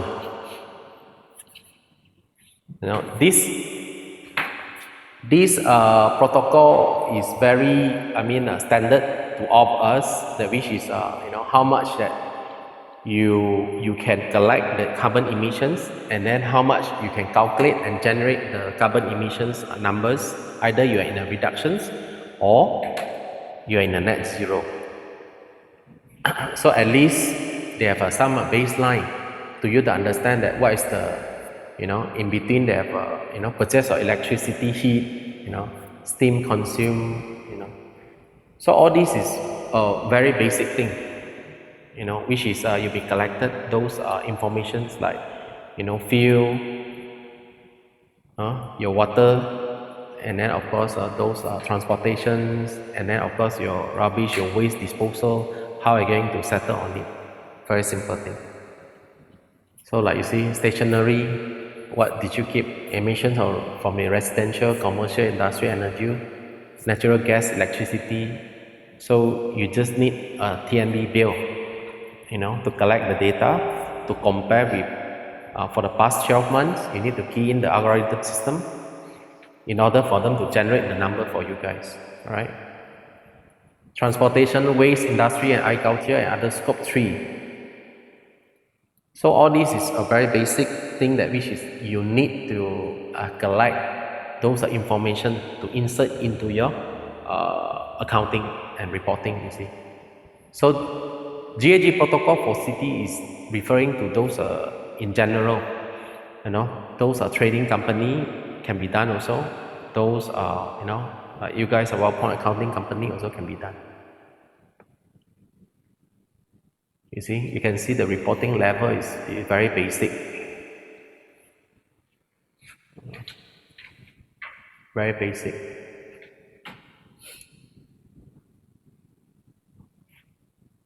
Okay.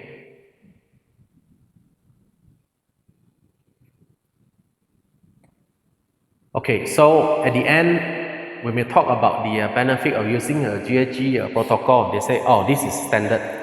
When they mention about this, because usually when they talk about the EAG is a platform, and then they streamline together with this GAG. They say, what is the standard you practice?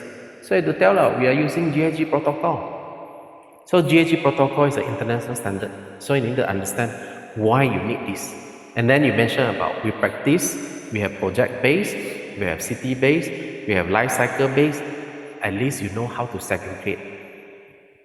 Then you have the scope 1 and scope 2 and scope 3. So at least you can produce the accounting format to those people that we practice this product life cycle format. Because we cannot be the same for every single company, from the ESG point of view. Because they say, we have a GAG protocol, we have our own format accounting and reporting for every single company. But just a little bit here and there, a bit different only. But the most important thing they say, transparency, risk management, what's the efficiency, and then they create a lot of this stakeholder confidence. At least your clients confident that you are doing something which is really contribute into this ESG compliance. So at least you guys understand about what is a GAG protocol. So next I show you an example. This is a real life example. It is a Horiba company, one of the Japan company, a think tank company. So they show it to their report. They're using this accounting is so-called product life cycle accounting and reporting standard. So when they mention about this, everyone aware about this is come from GAG standard already, GAG protocol standard. So they tell you, they have energy innovations, be Horiba, maximize their total efficiency, utilize sustainable green energy, realize carbon capture and circulation. So they have all the calculation, they collected the data, you see. So at least they practice the accounting is product life cycle. So their practice is environmental impact assessment. This one is straightforward. Tell to their client, tell to their stakeholder that we already touched into environmental impact. So he's very smart, They tell you, I'm practice a GAG protocol, but your assessment you refer to LCA, life cycle accounting. Okay. Through a wide range of engineering new proposal, Horiba contribute to the reduction of environmental impact, including reduction of greenhouse gas (GHG) already. Emission throughout the product life cycle and customer supply chain also. They said, yet I practice LCA. At the same time, I also requested my customer to practice on it also.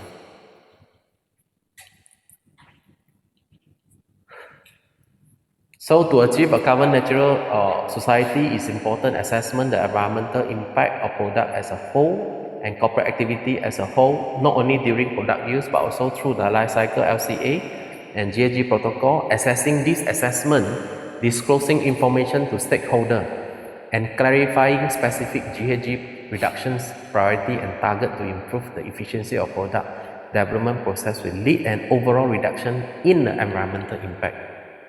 Honestly speaking, this company is really a polluted company because of they are the electronic industry. But They're stressed, keep on stressing. We are very concerned in environment.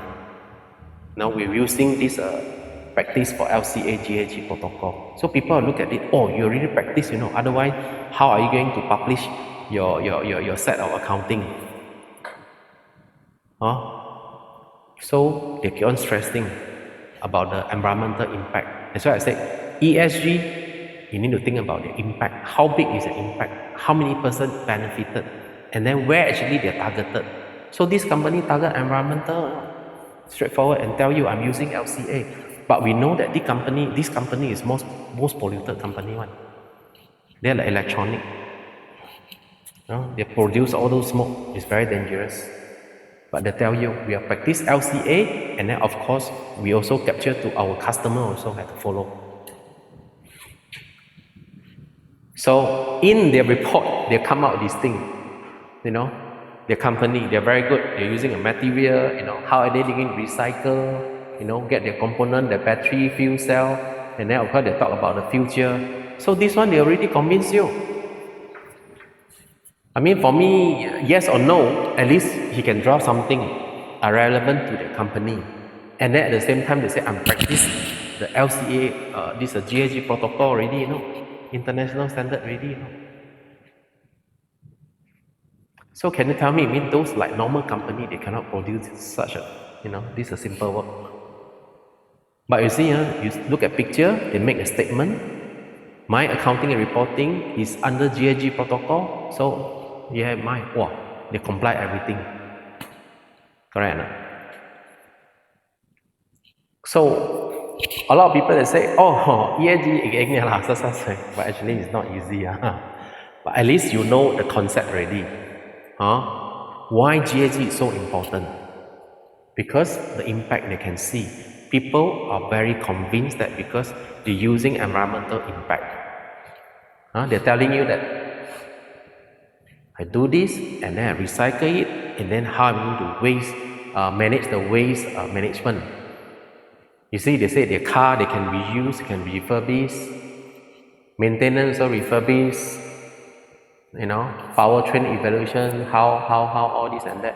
And then they talk about the future, and then what is the component they can recycle, the battery, all this. I believe you also can say what, my paper, my chair, my this and that, I give to, those second item I can give to the old folks home, to recycle, I donate this and that.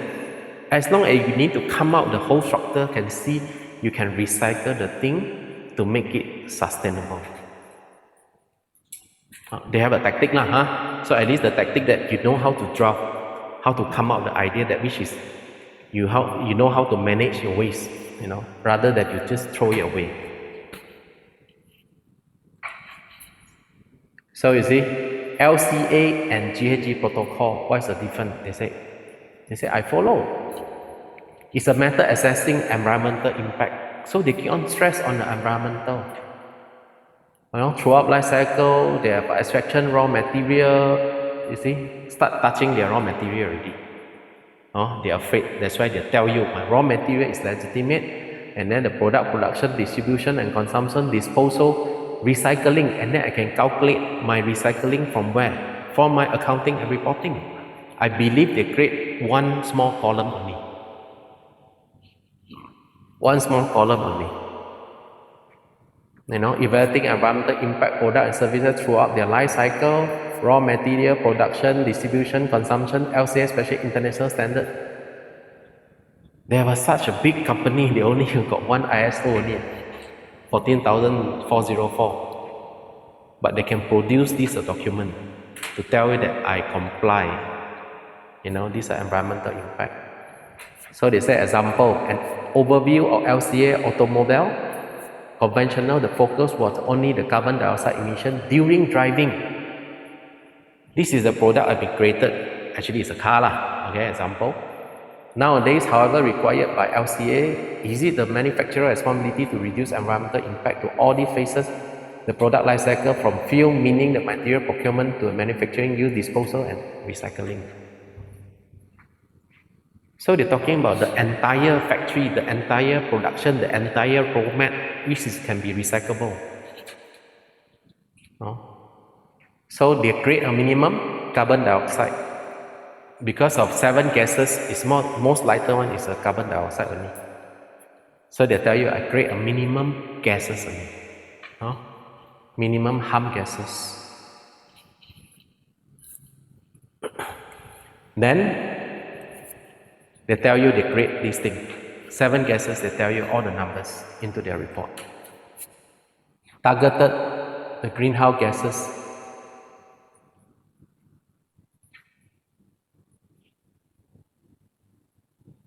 So you see, they produce into scope 1 and scope 2 and scope 3. Then at the same time, you can see the entire corporate activities. They create a minimum gases and tell you what is the gases they've been produced. So they can calculate. They also give you the formula that which is non-energy of CO2 and then CH4, N20, all this. So they can come up figure. And they can tell you what actually, the company may produce those gases. So they say this is a solution. At least they create a lot of problems right in front. They say there's a problem here and there. And then they come up with the life cycle of accounting. And then they tell you that the company can do what. And then eventually they tell you what is the solution for energy and innovations. This one fall into SDG 17 already. One of the chapter is innovation. They come up with innovation which is they give you a solution. I know how to solve it, to sustain the company.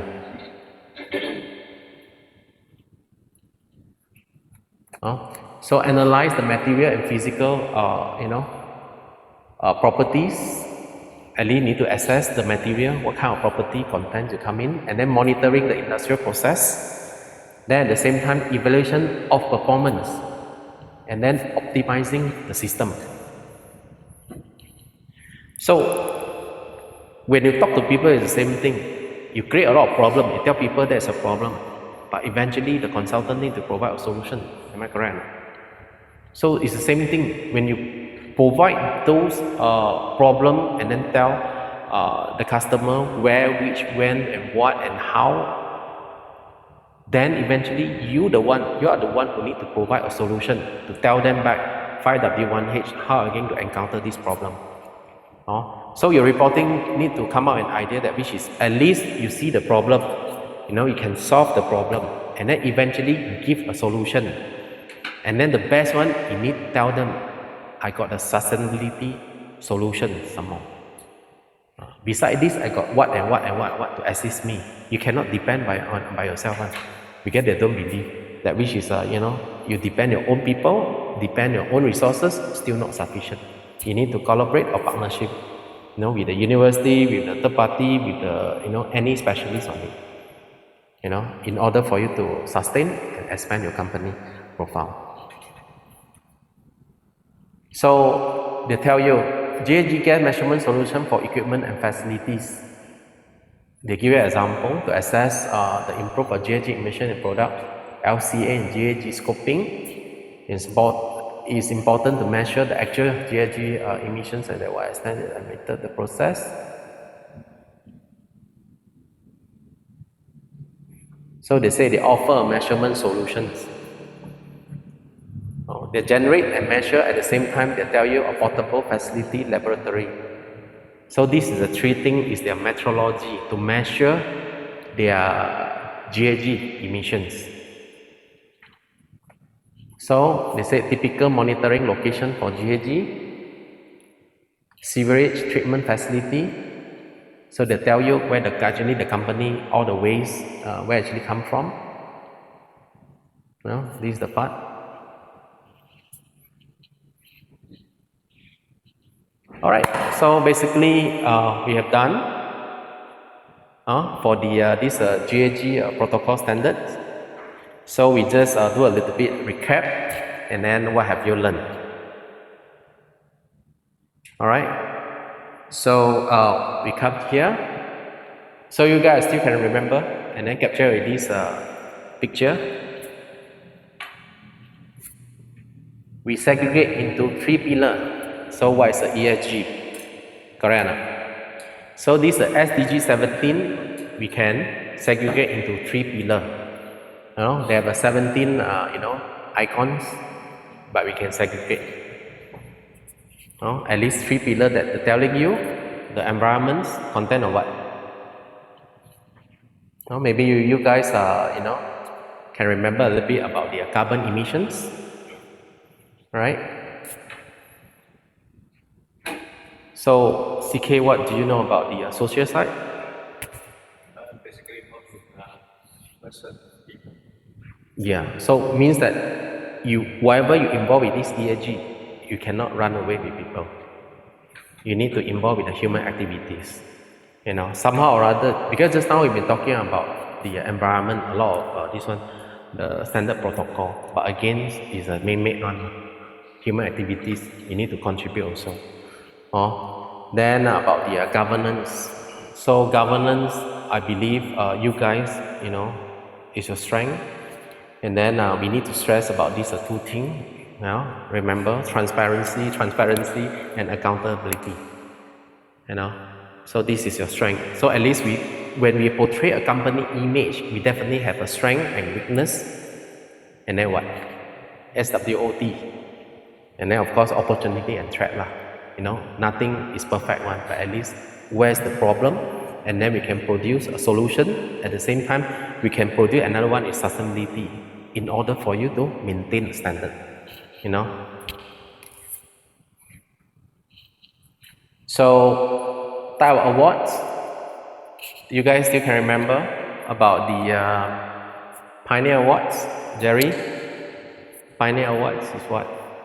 Just fundamental of the ESG. Yeah, that's a readiness, right?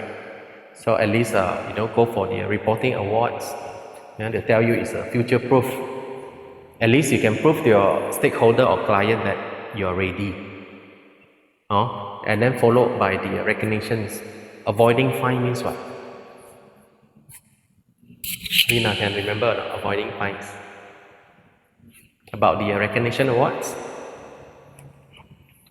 Means that at least whatever the report you're doing thing is ready, you won't get any compound, from any legal side or authority side. At least you prove that, all the, documents that you are ready. So of course, they are talking about the benefit of the awards. You can get this ethical governance, at least your practice, everyone can see you are good in governance, entrance of the competitive advantage, leadership, remember, and then attracting investor. There's a potential of the investor. So when people ask, I get this ESG recognitions, get this ESG award, for what usage, at least you know how to answer. So when you expand your company profile, your company business, so at least you can use this reporting, use this platform to prove to your stakeholder rather than your ISO, you see. So this one is compiled together, so at least you can see the overview for the module 1 and 2. Carbon emission, waste management from the environmental point of view, and then social, governance, and then what kind of type of awards. And then what is the benefits. So this is the mind map. At least you guys know about what is the ESG, and then how you can relate to the ESG awards. Alright? So I think you guys roughly have an idea that what is the overview for the what is ESG and relate to this ESG award already, right? You keep it and think about the simple words behind there. So the entire thing is talking about impact. What is the impact? How many people benefited? And then another word about this ESG to add on. Why they need this reporting? Because the stakeholder or your client, they need to know towards control and manage. They know, at least they understand your company, how you control your company, how you manage your company. Then we can read from your reporting. Correct? So when they read from your reporting, at least they're referring to your leadership. At least they know your leader aware about this ESG compliance. That's the reason why you create this reporting. All right. Then this overview of module 3. Remember about this GHG gas. So when people talk about GHG, 7 gases. These 7 gases is harmful gases. Where actually they come from? The Paris Agreement, you see. So it's very easy to remember. So at least your story is aligned.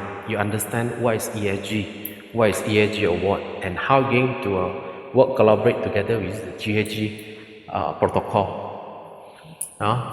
So these are the carbon emissions, the sources that they need to collect, electricity, water, the transportation bill, all this. And then finally, there's an overview, module 4. So this module 4 is stressed on the corporate accounting and reporting. Every single company and every industry, they are different. So if you can use this accounting and reporting to template for them to come up with the idea of, like Horiba, they're using what? PLC, the product life cycle, remember or not? So they can tell you, I follow this GHG protocol with this standard accounting and reporting. I practice it, and then at the same time, I tell you what is the solution and what is the extra one, what is the last one. So total they got how many? At least they have 1, 2, 3, 4, 5. Indeed, total they have 8 including this scope 1 and 2 and 3. But the general one, you don't need a specific this accounting and reporting. Alright? So whereas come to those companies, they feel that they require this reporting, to showcase, you see, to show their master that at least I follow the GHG protocol, I'm good with, then they are different story already. Because they are there to put this entire GHG protocol into their reporting. And then somehow they go for audit. So that's why, like, you guys are accounting and taxation firm. If you can come out this idea to your customer, and then at the same time they practice, use the headline like Horiba, environmental assessment via PLC, accounting and reporting. You see, they are so strong. Nobody dare to practice this GHG protocol, accounting and reporting. They just throw it. They say, I'm practice it. And then they come up with idea. Just now I'll show you the picture. How are they going to recycle? Alright? So, I think that's the end of my sessions. Any question and answer? I can see the star. I can see a question mark. My one is a bit complicated, but this one only part of it only, I tell you. Maybe half of it. But at least you guys can benefit what is a GHG already. It's not that easy because at least they have so many accounting and reporting, but it's not all for the reporting. Only template for those particular company only. Like Jerry is maybe in the project base. You can use the project tool. The practice put into accounting, and then you can put unpracticed GHG protocol. Yeah.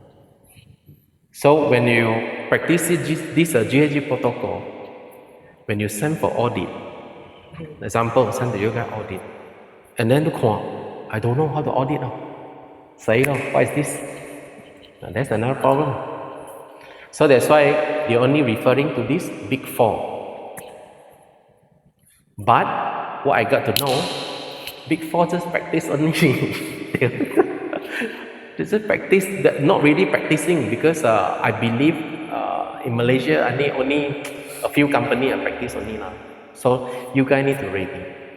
Because if let's say Jerry is preparing all these things and then submit to you, you don't know how to compute, then how?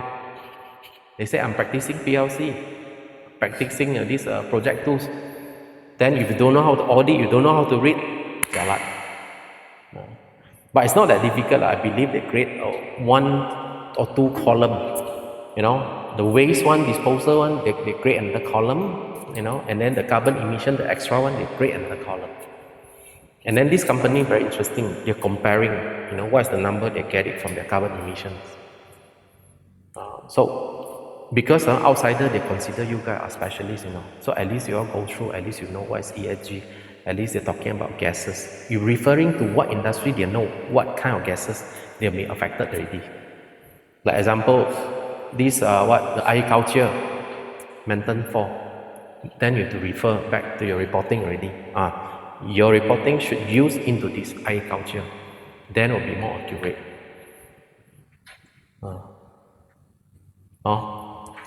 So, any question? CK, Ina, and So for yeah. industry like accounting firms like this, so we are more towards for the GHG, we are more towards making CO2, right? More CO2 scope 1 only lah. Scope 1, scope 2 like this lah. Scope 3 you can practice the protocol for city one. That one very simple only mah. At least you nothing to contribute, but you contribute to the city. At least you know how to manage your waste, save the electricity, save the water, how to preserve. So for the reporting wise, we just have to like what you just now mentioned, like how many kilowatts were you reduced for the electricity consumption, and then further from there, we have to calculate through the saving of the electricity, how many. You don't need to calculate this part. They already prepared the tool. You just need to collect the data. Because they can help you to generate. You just pop one number. Yeah, the formula. So that's why our side is very simple, protocol city. But come to company is different already. Some of the company they are recycling. Some of the company is steel. Some of the company agriculture. So I believe you guys might be facing those company into this. So how are they going to showcase and present their accounting? So you need to advise them. It's not them to advise you. They got no idea.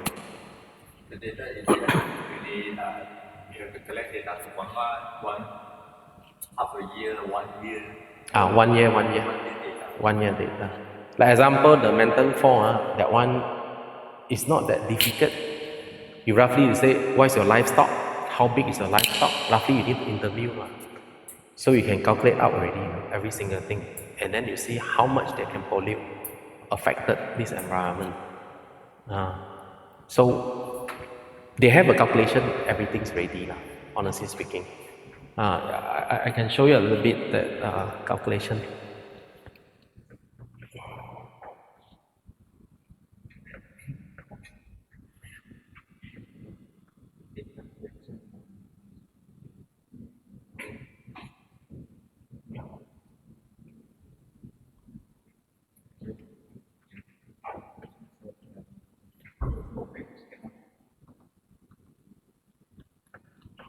So,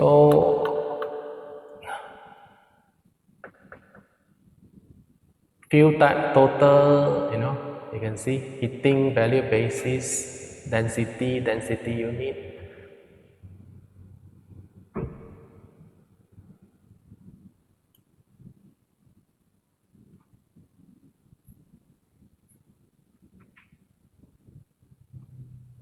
Biomass emissions, CO2 factor.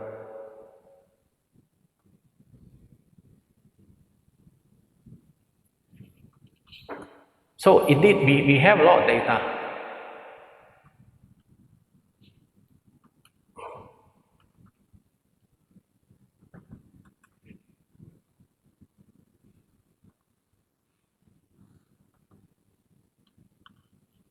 We have a lot of data.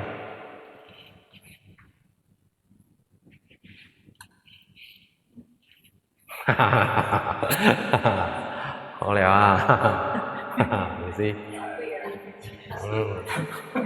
But natural gas, you forget about it.